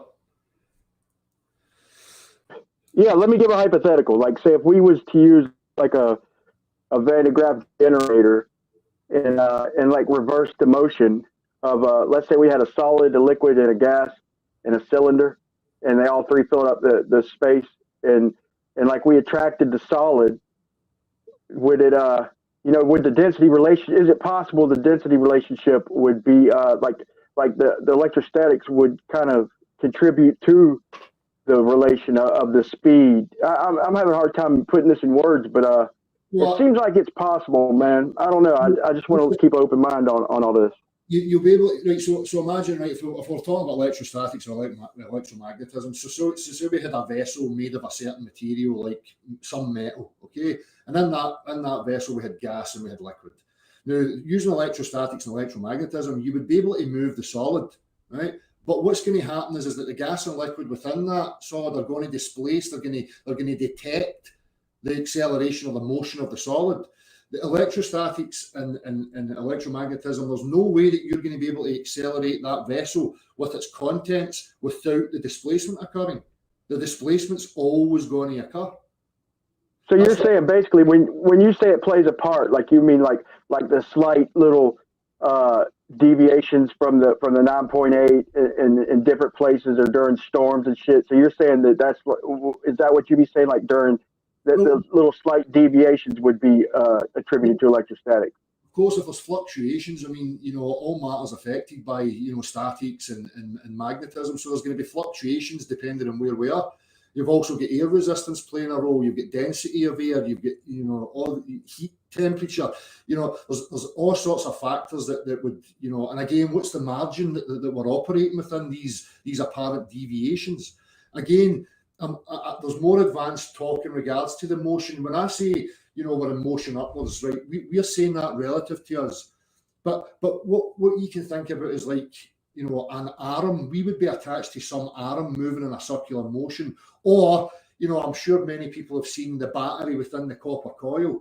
So when you put the battery in the copper coil, the battery moves through the copper coil. Now, if you were on the face of that battery, and you say that was your earth, then what you would see from a central point would be that an outward flow of what we call the electromagnetic toroidal field as that battery moves through the copper coil. That's what you would be witnessing within the realms of the battery, on the face of the battery.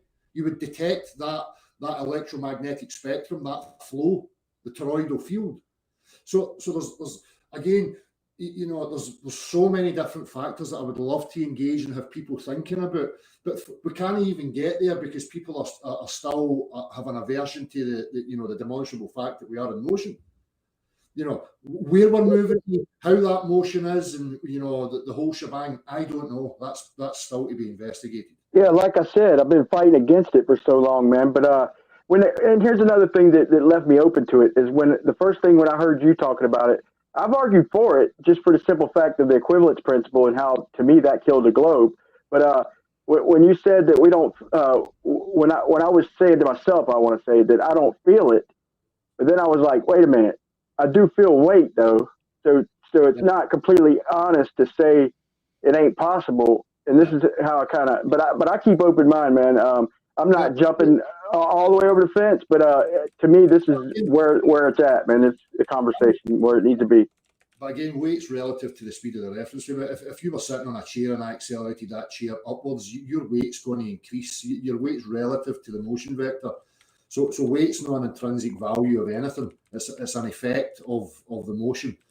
You know, and again, people say that, oh, I don't experience the motion. Well, you've got weight, you've got a direction, you witness a displacement of water that's showing you, you know, you hang a plumb line, the plumb line's pointing straight down, and you have a 90 degrees, you know, displacement occurring on water showing you it. So there's many, you know, symbols and signs that are showing you that you're experiencing it, you know. Hey, let me ask you this, man. Ain't this how the physics works pretty much is if I'm on a completely flat plane, let's say I'm at the salt flat on a flat plane, and I fire an arrow completely horizontal, let's say 5 foot in the air, it's gonna hit the ground in the same amount of time, even though it's going sideways, right? If I fire it completely horizontal, is that a fact? Is it going to stay there longer? Well, I don't know what you mean. You know, in regards to if you fired it straight up or if you fired it across the way. I mean, obviously, if you across, like sideways, it's still going to go down as it's going horizontal. Well, when you fire the arrow, it's still moving upwards. It still has to lose that upwards momentum as you fire it. Oh yeah, I get that. I'm not making an argument against that. I'm saying that the math works. If I'm not mistaken, that's how the math works. Is it's still going to lose altitude as it propels sideways. The math is just an inversion of the reality. The math is stating that there's a downwards acceleration. It's no, you just invert that there's a deceleration. That's all that it is. It's the same. Everything's the same. They just inverted it. They needed to invert it to make the ball work. One other thing, while I got you, man, is if I propel. So if I propel in any direction at all, basically, I'll like in a car, I'll feel weight against the back of the seat. We can attribute that to weight against the back of the seat. Yeah. But and if we have a bottle with water in a bottle with water and air in it, then as long as we go sideways. But if I level out and maintain a speed without accelerating, won't that change? Or I forgot your explanation on that. Well, that's you're talking about having to overcome the reference frame. So when you're moving linearly, your car's still connected to the reference frame. It's still on an upward trajectory. So you would have to perpetually accelerate to constantly overcome that motion vector. You know, so when we accelerate in the car, you see the initial change. Same as if you stand in an elevator and you hit up, you have a slight increase in your weight as the acceleration begins. But then as it levels off, your weight becomes steady, it becomes stable. And then in the opposite direction as you go down the way.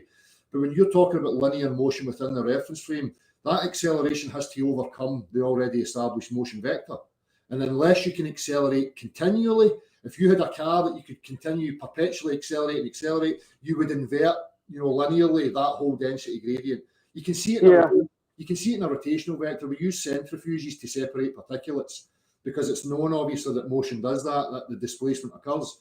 So yeah, that's a possibility. Yeah, I get you. And also, I was thinking, like, if we had a thicker medium, any motion at all, we would feel. Like, just if we're in air and we say we don't feel it with a constant speed, I was thinking, well, what if we did this in Jello or in water or something even thicker than water, like Jello, like a steady speed? We would still feel the pressure of the Jello, even without acceleration. We would still feel the pressure pushing us against the back of the seat. But yeah, this just gets me thinking, man. It gets me thinking. It's there's a few videos that there's a few demonstrations you can watch. There's one in particular. The guy drops a ball bearing into a viscous fluid.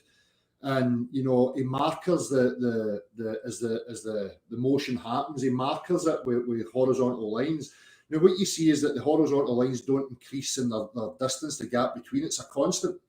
So, and it's the same when the globers refer to their vacuum tests. When you remove air resistance, you can see that the deceleration is uniform. So this is what I was talking about earlier when we talk about ether or these other factors. There's something that's causing matter to be stationary, and it's causing it to happen at the same rate. So when you see the bowling ball and the feather in the vacuum, you can see the deceleration is uniform. It's the same. You know, and that's again, interesting. That's interesting, man. I would like to see that, but I think I remember seeing something like that. Yeah. So hey, is Alan still here? Alan, wasn't there an experiment where they turned the interferometer like vertically? Ain't there something we can reference? So there's a couple vertical interferometers that I've seen, but I haven't seen the papers on them. They're just like YouTube videos of people saying that the fringe is XYZ. So I wouldn't be able to. I'm not prepared to bring those experiments into battle just yet. But there is the pound rep kit experiment where the frequency of light shifts such that it corresponds to what you would call a a downward acceleration, right?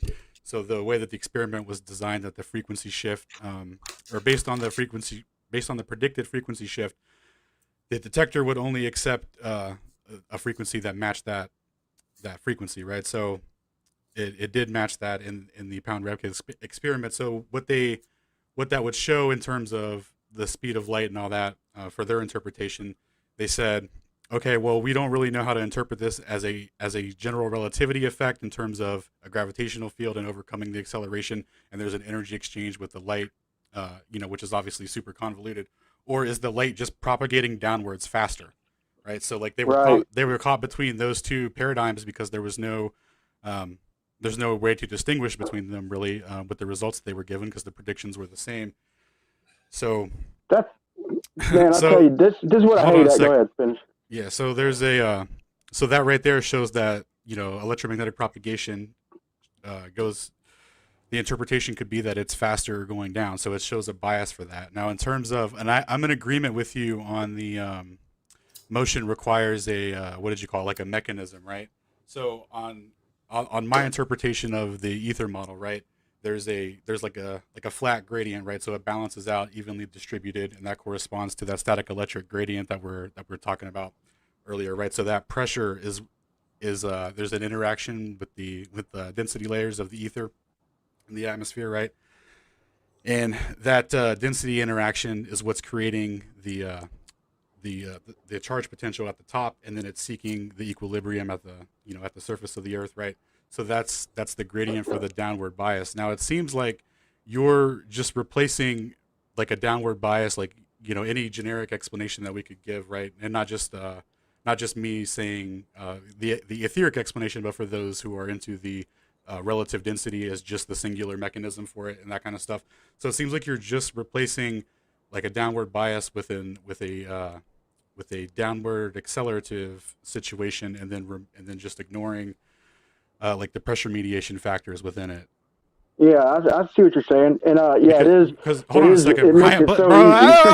Brian, just give me a second, bro. Talking to Ditto. So the other thing was, fuck. Now I lost my train. God damn it. All right. The other thing was, I lost my train of thought. Sorry. You can respond now to what I said.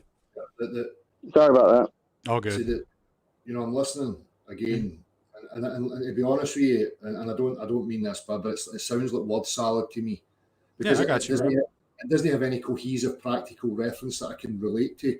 So again, I'm listening from a theoretical proposition, okay. A thought experiment, but again, I don't have any cohesive attachment to something practical that I can reference. Again, the main contention is that if I'm holding the bottle and the air bubbles rising and the dense material sinking, as soon as I remove my hand, right, there's whatever you're talking about, causes this halting of motion, but yet stops an air bubble on its way up, stops something on its way down, and then freezes the whole thing and then accelerates the whole thing. downwards. I mean, well, that's just pressure mediation within the medium of the bottle, right, as it's falling. Can you demonstrate that? Yeah. When you're dropping it, the effects that you're observing, you're just attributing it to an upward acceleration, and kinematically, it's equivalent. And that's why your argument's super like not what's it called, like logically contradictory, because it's like what you're saying tracks, but also there's other things at play. So hold on one second. Yeah, I can. So when we were talking about the interferometry with the measurements and the frequency of light and the phase shift, right? So I'm not sure how familiar you are with the Michelson-Morley type stuff, but so is this a physical test or is this an optical test? So when you're dropping and looking at the bubble and stuff, like, are you not examining an optical phenomenon? Because this is actual. I'm examining physicality. So there's motion, there's physical presence. We have first order measurements of the motion, though, right? So if you take those if you take if you take those wavelengths of light and you ratio that against the speed of light, you will get the motion. That's how inertial navigation systems work with the Sagnac effect and all that. So they can absolutely detect motion. So when they did that Pound-Rebka experiment and they couldn't determine based on the frequency shift if light was like just propagating faster, which I don't have the math to do it, but I bet you if I took if I ratioed that, it would. Well, they must have, because they say that it came back to what would be equivalent to 8 inches per mile squared. So that frequency shift is definitely there then, and that would be proportional in the same way that rotational interferometry measures. So and any of this stuff, can you invert and can you nest the variables and can you you absolutely could, but because of the way that ratio works for inertial navigation systems, it's actually super accurate. You wouldn't be able. That's why they lie about linear interferometry and not a closed loop circuit, because of that exact contradiction. It completely falsifies their model. So like you could do that, what you're saying, but you would be able to see the trick. And if you just don't do it that way, then they're fucked. And if you can demonstrate that you can invert the pressure gradient and the buoyancy and density gradient in any directional vector using whatever you're talking about, then I would be interested to see that. Well, you could manipulate. That's what I want to try. Are you talking about like with a Van de Graaff generator manipulating electrostatics and having something levitate in between that Gaussian surface? No, levitation, extending from the Earth and using electrostatics to elevate things. That's not what I'm talking about. Oh, okay, my bad. I thought you said inverting the effect. There's a claim of downwards acceleration. Acceleration requires displacement of gas, liquids, and solids. We do not witness a displacement of gas, liquids, and solids in free fall when there's a claim of downwards acceleration. So again, the claim that there's an acceleration is a request of some type of acceleration that I have never witnessed in my life. So wait a second, Del. Wait, what if we, like I was going to say in a test tube, if we invert the solid, ain't it going to displace the? I am interested in trying this. Like, I think what he's talking about is demonstrating like a gradient. It seems like though, if we displace the solid, it would by nature displace the liquid and the gas. But I do want to try this. I'm going to try this, man. But what you have to do, Brian, what you have to show is that if you're accelerating the vessel, you have to be accelerating the vessel and its contents simultaneously without any displacement occurring. If you can achieve that, then I would be very interested in seeing that. Because so if I have a solid and a liquid and a gas in a container, so what you're suggesting is that I put it in free, like if I put it in free fall temporarily, and then like invert the solid and see if the liquid and the gas. Well, you can do that, as I say.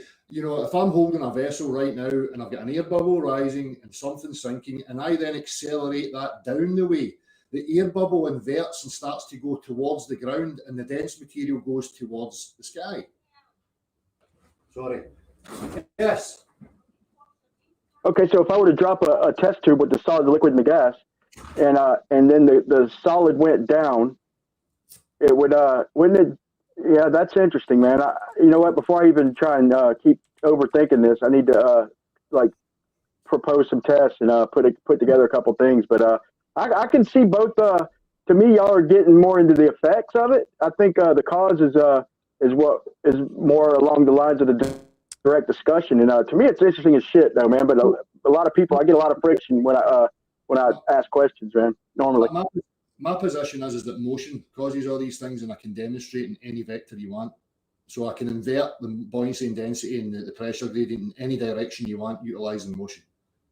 You know, motion for me, as I say, the antecedent to a directional vector is motion. You don't have a directional vector without motion. If something's stationary, how does it have a vector? Yeah, but I can also do that with electrostatics. If, like I said, if I if I tilt the test tube at an angle and I invert the solid, it's going to displace the liquid and the gas, right? If you're only going to move one aspect, that's what the point is, Brian. Again, the point is that there's a claim of uniform downwards acceleration. When I let go of that vessel, it's claimed that the air bubble stops rising, the dense material stops sinking, and the whole system is now accelerating uniformly towards the Earth without any displacement, without any motion within it. So if you can accelerate, if you can show me a bottle with gas rising and something sinking, and you can invert that or increase that effect, utilizing whatever you think you can achieve it with, then I see what you're saying. That would be very that would be, man. So if I could put a few different items in the Van de Graaff generator, like a solid, a liquid, and a gas, and have them just sitting there stationary, and if I get them all to levitate, then we'd definitely be talking. if they all levitated together. No, you need to accelerate them together. The claim is there's a uniform downwards acceleration. So you have to be able to accelerate all these things in order to justify that request. Yeah, but the displacement, though, okay, you're talking about uniform, so different solids. Brian, I see what you're saying. Let me clarify it. When I let go of the bottle, right, globe earthers and stationary flat earthers are claiming that the bottle, the gas, the liquid, the air bubble, and the dense material within it are all accelerating towards the Earth with no displacement occurring. So if you can achieve that and accelerate all the different states of matter uniformly like they were one solid, then we've got something to talk about. Until then, we're invoking fantasy. So they'd all have to be levitating basically while sitting stationary. They would all have to accelerate, be shown to be accelerating at the same rate. Gases and solids at the same rate? All of them. Well, that's the claim. That's the stationary in the globe Earth claim. Gas, liquids, and solids are accelerating at the same rate. So they'd have to levitate if they were just sitting there then? No, you'd have to accelerate them in order to prove your point. Okay, so if I accelerate the solid, it's going to displace the... Yes. So they should displace or they shouldn't if they're just sitting in a test tube? If you've got a solid water bottle, right, like metal, with gas and liquids in it and an air bubble and level rising, and you try and accelerate that system, you're going to accelerate whatever your Van de Graaff's going to attach to. It's going to push the water bottle, the metal or whatever, but the contents within it are going to shift. They're going to show the displacement. They're not going to move uniformly with the bottle.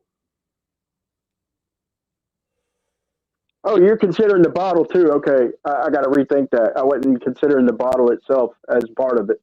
No, it doesn't. Any aspect of it. The claim is uniform acceleration without displacement, which is, I mean, how ridiculous is that? I mean, you can go and test that anywhere yourself right now. There is no force available to you where you can accelerate gas, liquids, and solids all at the same rate.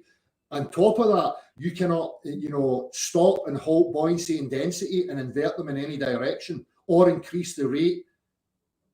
There's no way that you're going to be able to achieve that, Brian. I'm sorry, because I've looked. I've tried. Have you tried it?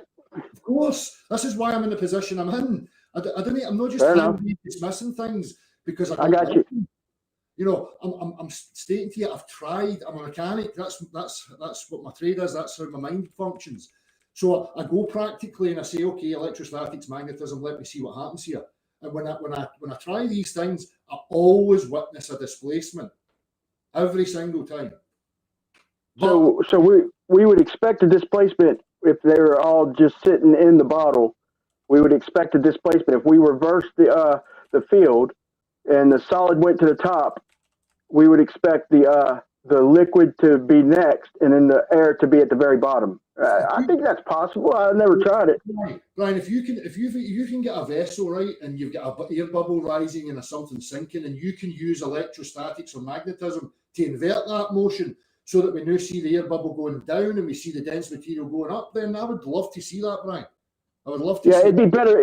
Anybody listening, it'd probably be better to try it sideways though, because and just consider the pre-existing, because whatever's causing the pre-existing, we just accept that and try it sideways. But that'd be interesting.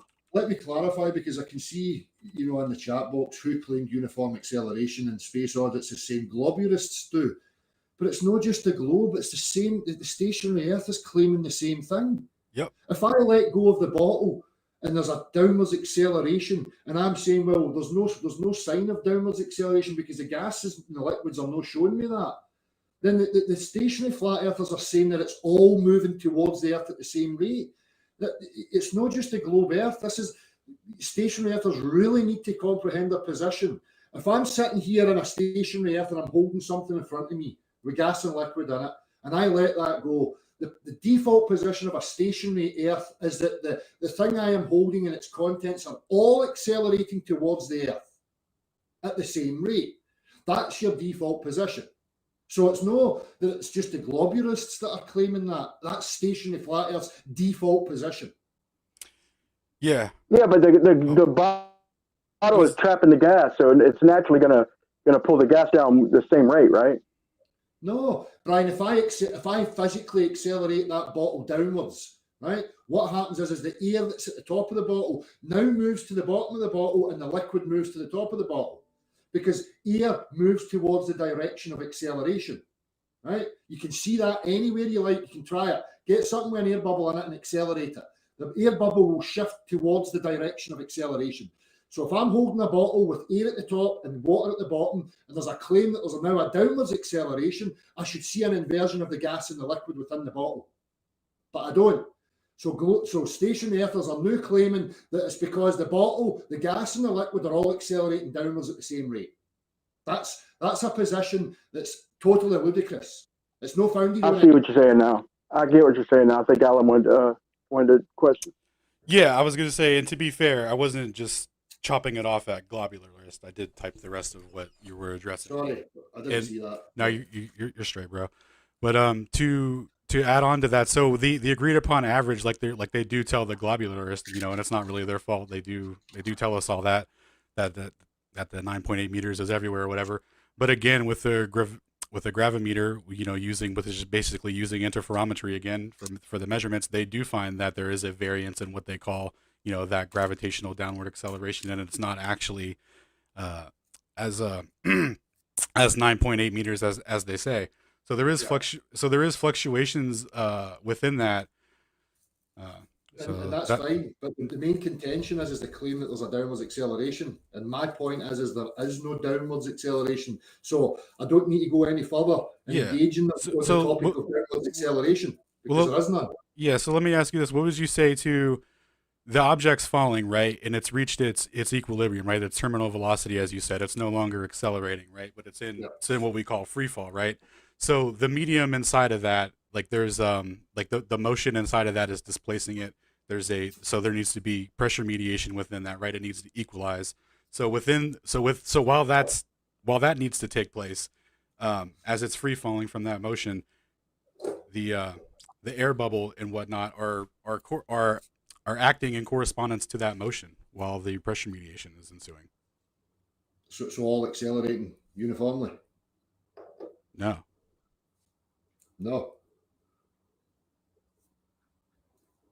So it's not all accelerating uniformly then. That's my point. I agree. Aye, that's my point. There is, if acceleration was at play, you would see that happen. It would be witnessed physically, bro. Well, but it's no witness physically.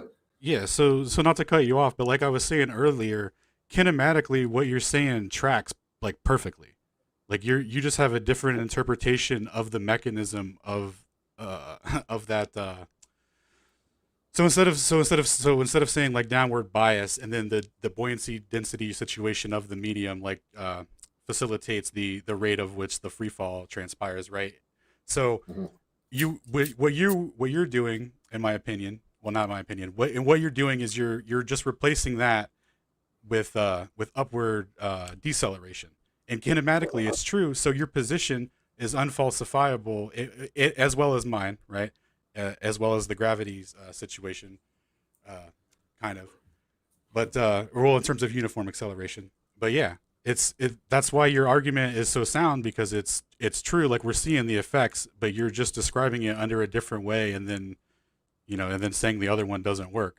But I think a more rounded position would be to acknowledge the kinematic equivalence between the two positions. Because I've been listening to you argue it all night, looking for some fallacious stuff, and like, honestly, it's way more intricate than I had originally anticipated. But at the end of the day, what I'm seeing here is like we have an equivalence in what we're saying. We're just saying two different things, and you're kind of just not acknowledging the other. Well, it's because mine is based in practicality. If you can demonstrate your position, then I'll have a look at it and I'll accept it. So, so if you demonstrate for me your position physically, then I don't have any issue with that. The issue is that we've got these claims of physicality, and we're not witnessing the physical effects or what we should see in these conditions. So, I mean, again, what other explanation or conclusion is there for me to come to if I'm holding that thing and I'm connected solidly to the Earth?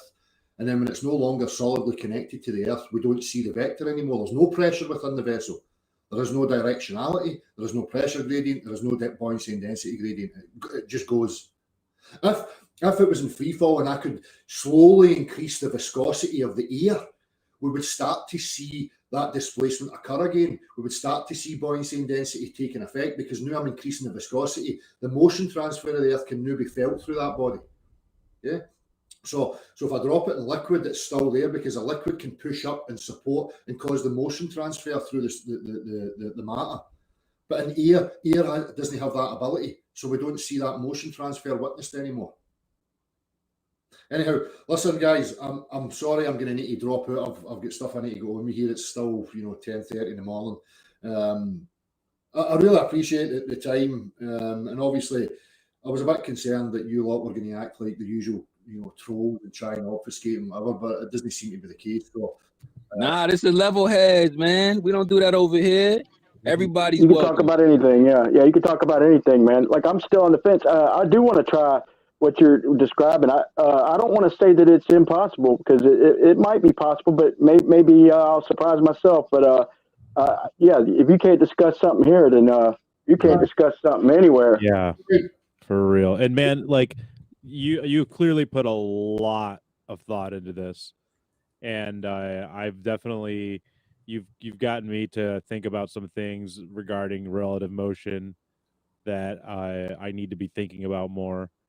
And I think, like, what you're kind of bringing up here is that until we can actually prove something, some other kind of pushing force, we don't really have a lot of ground to stand on to really argue much else other than what you're arguing. And I'm not saying that I necessarily believe that to be the case, but if I don't believe that to be the case, then I have to prove my claim, right? Yeah, exactly.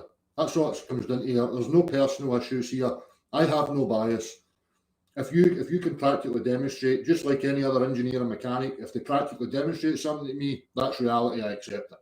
So I'll give it one other plus too. One other plus I'll say is, if you're arguing against a glober, it destroys. I mean, it literally kills the globe, because, like I said, they literally. If we could prove this, not saying we can, not even saying it's true, but if it was, and if we could, it would single-handedly destroy the globe, because you can't be accelerating outward in every direction. That the Earth would have to be expanding. So that'd be the main positive. Is the globe killing argument, man? I don't know if you're aware of this, but they've obviously cottoned on that people are realising this, so they've started making these videos now, and they're absolutely ludicrous. Well, they're still trying to claim that the Earth's a thing that's moving. A globe Earth is moving uniformly. and then they just twist it using sophistry and try and invoke all sorts of gibberish to try and explain how this functions. So it's like they're constantly having to try and patch it up and address it. As I say, Einstein showed to me clearly that they knew fine well the physicality of this place, and they had to invert the true physics of this reality in order to fit the globe Earth. You know, so as I was alluding to earlier, they tell you that, you know, down is relative to everybody, or up is relative to everybody's position, and the true vector is down. Well, it's an inversion. You know, down is relative to everybody because it's an optical thing. There's no downwards movement. Acceleration downwards doesn't exist. The true vector is upwards. Downwards is a relative aspect. Del, can I ask you a kind of abstract question? Yeah. Of the other possible explanations of what we experience as the downward vector, what have you ever considered any of the others? And if so, do any of them seem viable to you if you were to try and find a mechanism to explain it? Based on practicality, no. They're no viable because, as I said, and I'm explaining to Brian has to, or, you know, people claiming it have to demonstrate uniform acceleration of gas, liquids, and solids. Not only that, they have to show and demonstrate how this thing ceases, you know, the motion vector of buoyancy and density and halts it and accelerates things uniformly. And if you can achieve that, and I'll be the first to be clapping my hands and you know, I'll present it and I'll show everybody it and say, look here, this is reality. This is another possible avenue to go on. But me as a mechanic and a practical person looking at electrostatics, looking at electromagnetism, you're never going to find how you can achieve uniform acceleration through these means.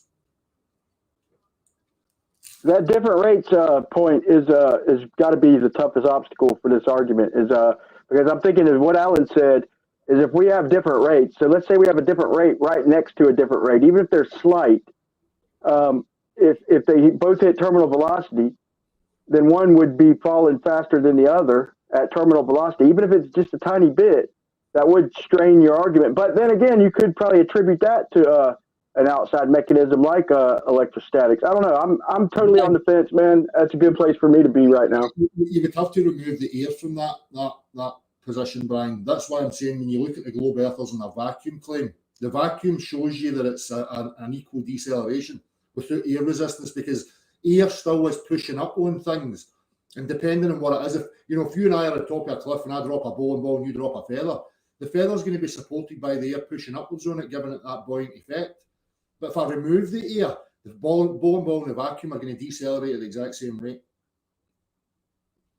I think that's the point, though. I think the claim is even under vacuum conditions, the acceleration itself is a tiny bit different.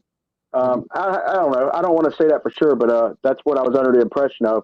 But it seems like there could be alternate explanations for that, man. Like I said, this gives me a lot to think about. I always appreciate the conversation, man. Cheers, Brian. But again, explanations, the globe's got an explanation. Other people have got explanations. Explanations are fine if they're backed by, demonstrable practicality. Mm-hmm. So every integer that anybody claims must be shown and attached to the integer of the practical. And then we can move forward and we can comprehend reality for how it actually is. But the more people are talking in, theoretical and mind possibilities and blah, blah, blah, you can talk that if you like. I mean, I'm not saying don't, but if you're going to try and bring that to the practical real world, then you have to be able to demonstrate it. That's why I went on Globebusters, because I wasn't trying to take a stance for any one of them, but I was trying to give as much information about every one of them so we could have this discussion around different flat earth forums and everybody be on the same page. I didn't like hearing straw men coming from flat earthers within the community and stuff, man. But like I said, I appreciate it. There's far too much trolling going on. People are running about misrepresenting me and my position.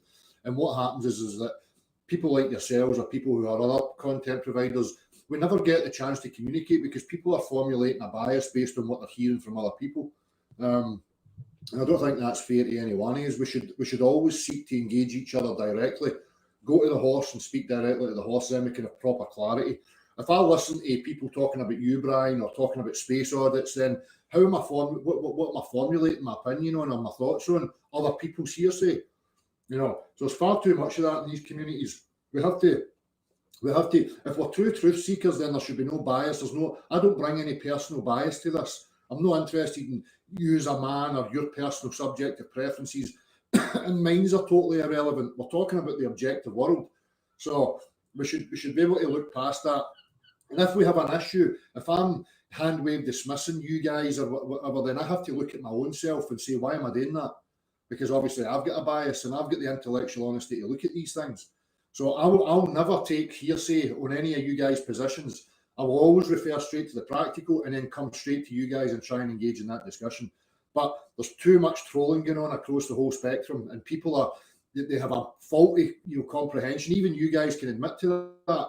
I've came and spoke to you guys today. It's clarified a lot of things to you. So it shows you that you've had a faulty premise or a faulty idea or notion of who I am and what I'm actually stating.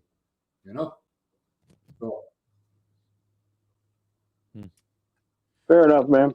Fair enough. It's an interesting conversation. To me, where all the gossip is, I don't want to say gossip, but where all the friction is at is the best conversations. Like anybody who hadn't been around long, there's a guy called Spur Schemo and in Dallas and a couple other people who brought the argument that all around us there is no gas pressure, that's zero. And I came to a conclusion based on the demonstrations that followed. But to me, a lot of people didn't want to talk about it, like over at FE debates, and they shut it down. And I was like, man, I like discussing the hot topics, and I don't mind entertaining other people's, claims, as long as they come with demonstrations and stuff. But to me, I think it's them are the most interesting topics. And I did come up with my own opinion in the end that we do have pressure all around us. But he brought an interesting argument. He brought some interesting demonstrations, and it left for good conversation for like half a year, man. Very good. Well, if there's no any more questions, then. Well, so do you consider the Van de Graaff generator to be experimentation? The Van de Graaff generator is obviously a practical test. This is semantics of an experiment, and I've heard certain flat earthers trying to dominate, saying, "Oh well, an experiment's a cause and effect in the natural world," and blah blah blah. That's not how we have progress. We have progress through other different means, and the main progress we have is practicality. That's how we have advancement. So again, the Van de Graaff thing for me is a practical test, and if the practical test can show me some aspect of my reality, brilliant. Bring it on. All right, one final thing, Del. So what am I shooting for? So let's say showing something about practical reality, though. Sorry. Isn't that showing something about practical reality with the Van de Graaff generator when you're mitigating the you're mitigating deceleration? Sorry? In your model, that would be mitigating deceleration, right? I don't know what you mean. The Van de Graaff generator, by making something float with static electricity. Well, to me, when you make something float, you're just putting an extension between the earth and the solid-bodied object. It's like building a bridge. So when you increase that electrical flow, you can see, if you can visually see the electricity, you're just suspending the object above the ground. You're causing a bridge between the ground and the object. Why is that suddenly okay to use electricity to separate that item from the ground?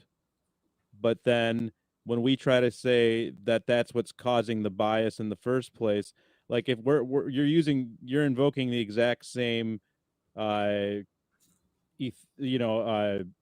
something's bridging the ether there, right? You're invoking that basically. No, what I'm saying is there's a physicality. When if I can physically see, what we call electrical discharge or whatever, where we see, lightning, looks like lightning coming from the ground to the object.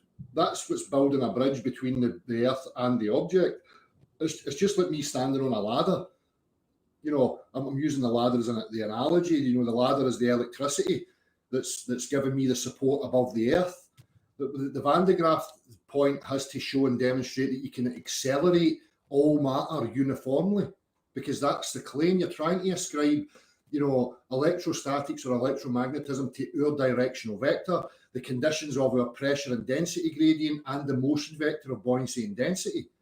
And when I let that go, it's being claimed that it's all accelerating uniformly. So if you can demonstrate uniform acceleration of all matter using your Van de Graaff machine, then well, okay. Well, here's where it's interesting. Now I'm thinking here that we kind of have we haven't.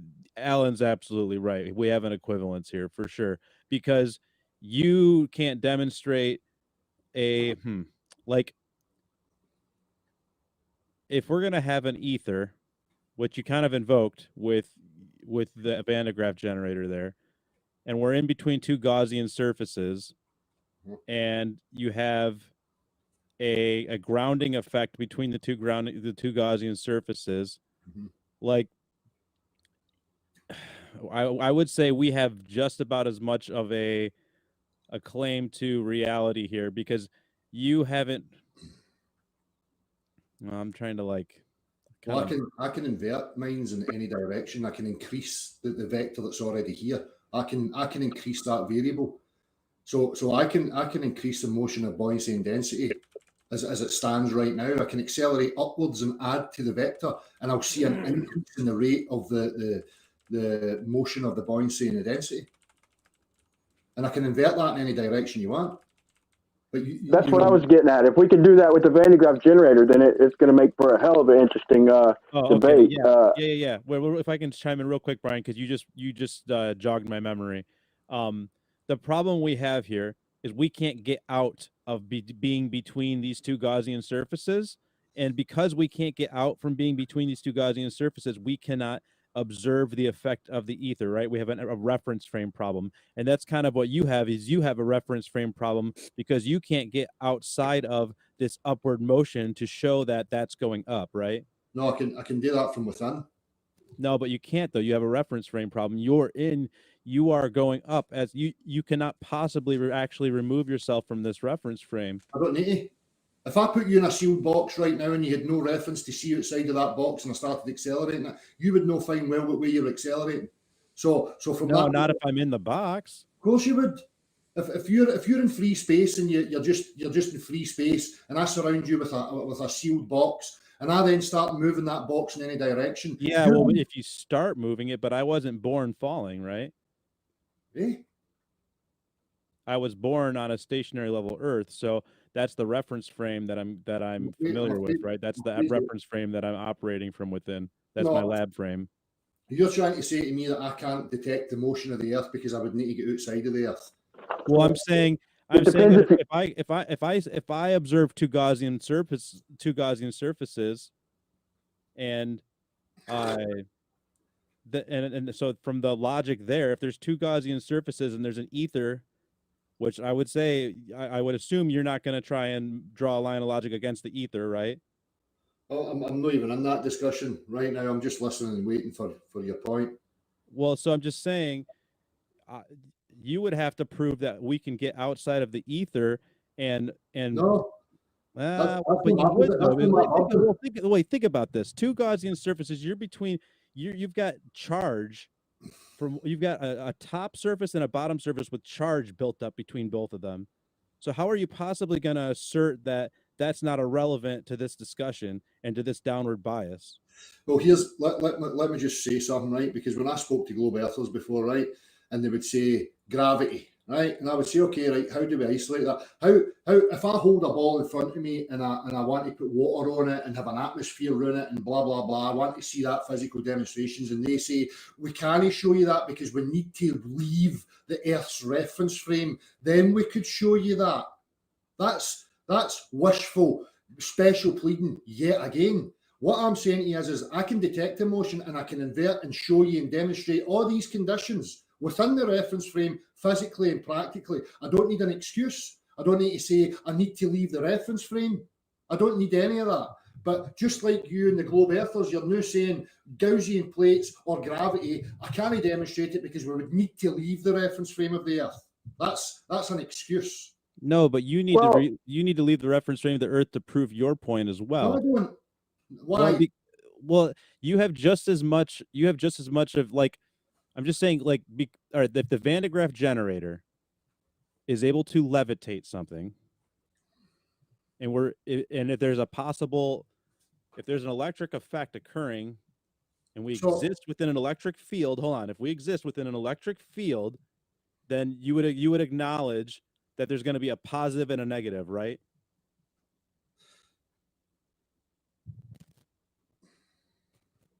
and we would want to flow from one to the electricity flows from one to the other, correct? Like, so we can't just ignore that. We can't ignore I mean, if you look to the sky, you can't ignore that there's a constant discharging, there's a constant pressure mediation occurring between the two surfaces. I don't ignore any of that. I acknowledge that there's electrostatics and electromagnetism. I mean, I've made that clear. Yeah, but you can't like, it's really relevant to this discussion, especially when you can use electrostatics to move something off of the ground. Clearly, I would say that you actually kind of have to acknowledge that there's an etheric effect occurring, and we don't actually know everything that's going on with the relative motion. The way I look at the electrostatic of levitating things from the ground is no different from me picking an object up and holding it out there in my hand. I'm building a structure to support the thing off of the ground. I am the solid mediation, the structure between myself and the ground, holding the thing, giving it support. The Van de Graaff generator is doing the exact same thing. It's building a support. How is it doing that? What's it doing? I don't know, because that's not my claim. Let's not get sidetracked again, because the claim is how are we getting sidetracked? We're still talking about the same thing. We're talking about an object that's not doing your deceleration, right? So why is it not decelerating? Let's talk about that. Because it's being supported by something. What's it being supported by? Whatever electricity is. By what? Well, if you're using a Van de Graaff, you're saying it's electrostatic. So you're building a structure. There's a support between the earth and the object now. It's being pushed and held up by something. So there's something. So when we can acknowledge that there's an electric charge, then we need to be taking that into our equation when we're looking at motions that are pulling us to one of the Gaussian surfaces, right? If we're being attracted to a Gaussian surface, then we're going to have to acknowledge the fact that manipulating charge in something is affecting the way. We can't just throw out the relationship of the space that's being generated there, and that relation of that motion. I mean, that even if we were to actually, it's interesting, yeah, because if we're moving, I agree with you. We can't just throw it out. I think this stuff is testable, though. That's what I plan on doing. Brian, relax, buddy. Before I go, the main contention is that demonstrate using your electrostatics uniform acceleration of gas, liquids, and solids. It's simple. So, I mean, I can achieve that. I don't need to make an excuse or leave the. But that's the thing I've been trying to say, though, is just like you can't get out of this earth and show us that it's going up and that it's actually moving up. We can't get out of this earth and show you, like, if we're in an electrical field, if it's an electrical field that we're in, then you keep stating I have to leave the Earth reference frame. I'm telling you, I can demonstrate within the Earth reference frame that we're in motion. You keep ignoring that fact. I'm not saying I need to leave the Earth. You keep asserting that I need to leave the Earth, and I'm asking you to clarify that. Why do I need to leave the Earth to establish that it's in motion? Because what if I can make myself float with electricity, right? Well, you're supporting yourself off the ground with something. Well, then we have to start talking about what that something is. I can support myself off the ground using a big fan that blows air. Yeah, so it's kind of hey, I'm going to go back to what I said earlier. You've brought up a lot of really, really, really good points, and this has been a really, really cool. I appreciated this a lot, but yeah, I think Alan's right. I think it's kind of just an equivalence, because it's not quite. It's an interesting logical discussion, in my opinion, because I think that actually Occam's razor. I think you actually have to take the electrical field into consideration. The more I think about this, just as I said a minute ago, so you're trying to equivocate things, and just because it can have a practicality. So now I'm saying the same, right? If I've got a big fan beneath my feet and it blows me up into the air, then there we go. There's the cause of everything. I mean, it's ludicrous. You're missing the point. There is no detection physically of downwards acceleration, right? There's no displacement of gas and liquids. Buoyancy and density ceases to be in free fall. So you now have to demonstrate how that's all possible using Van de Graaff machines or electromagnetism. That's your burden. So I've made my point clear. I've laid it out simply for you. I don't need to leave the earth. I don't need to have excuses. I can demonstrate all these things practically to you. You either accept them or you don't. I'm listening to your claim, and what I'm saying to you is fine. I don't want an excuse. I want you to demonstrate these points. I want you to demonstrate uniform acceleration, no displacement of gas and liquids, and I want you to show me how electrostatics, Van de Graaff machines cease buoyancy and density in their motion vector. If you can achieve that, then you've got a point. Until then, you don't have a point. I think Franco said you guys both have a point, depending on like general relativity. You don't have a special point. relativity. Your point is founded on nothing practical. Nothing. Wait, let me end this on something good, on something positive. Okay, so if I want to prove this with the Van de Graaff generator, which is what I'm going to attempt, is if I'm at the ground and I've got solid, liquid, and a gas sitting in a test tube, what exactly? Because in my mind, I need to show everything with no vector at all. Accelerate it all, Brian. Accelerate it all. Not only that, I want you to use electrostatics to halt. So if you get a vessel in your Van de Graaff machine and there's an air bubble rising and there's something sinking within the vessel, use your electrostatics to stop the motion of buoyancy and density. You demonstrate Fair that. enough. Fair enough. That's what I'm going to try. Good. Right, I better go. Thanks again for having me on, and I look forward, hopefully, we can progress. And I say, I'm looking now for you guys to be showing these demonstrations, and I'll be actively looking for them, and I hope to see them very soon. And I hope that you show your tests and your attempts so that we can all witness the actual physicality of what happens in these conditions that you are proposing. So I really look forward to that, because then we can have clarity. Then we can leave things where they are and we can move on for them. Much respect. Cool. Thanks again. Thanks for coming out, man. Thanks for pulling up. Cheers, guys. Hey, is that Toby? I'm sorry. Yeah. Was that Toby talking to Dill? Hey, I really enjoyed. I just seen y'all's conversation with I Can Science That, and that's the first time I listened to you and Alan with a sit down, and that was a great conversation, guys. Alan, you're making some great videos. You're putting out some great content lately, Alan. I got to give my hats off to you, man. Keep it up. Del, if you have a YouTube or a Discord or anything that you want to promote, tweet it out and I'll repost it for you. It's just beyond the imaginary curve. I don't really care about followers and whatever. I'm only interested in the truth and having these discussions. So thanks for the offer, and I appreciate you having me on again. And I look forward to the future. Hopefully we can continue these discussions. Thanks again, guys. Take it easy. Yeah, much respect. Cheers. Bye.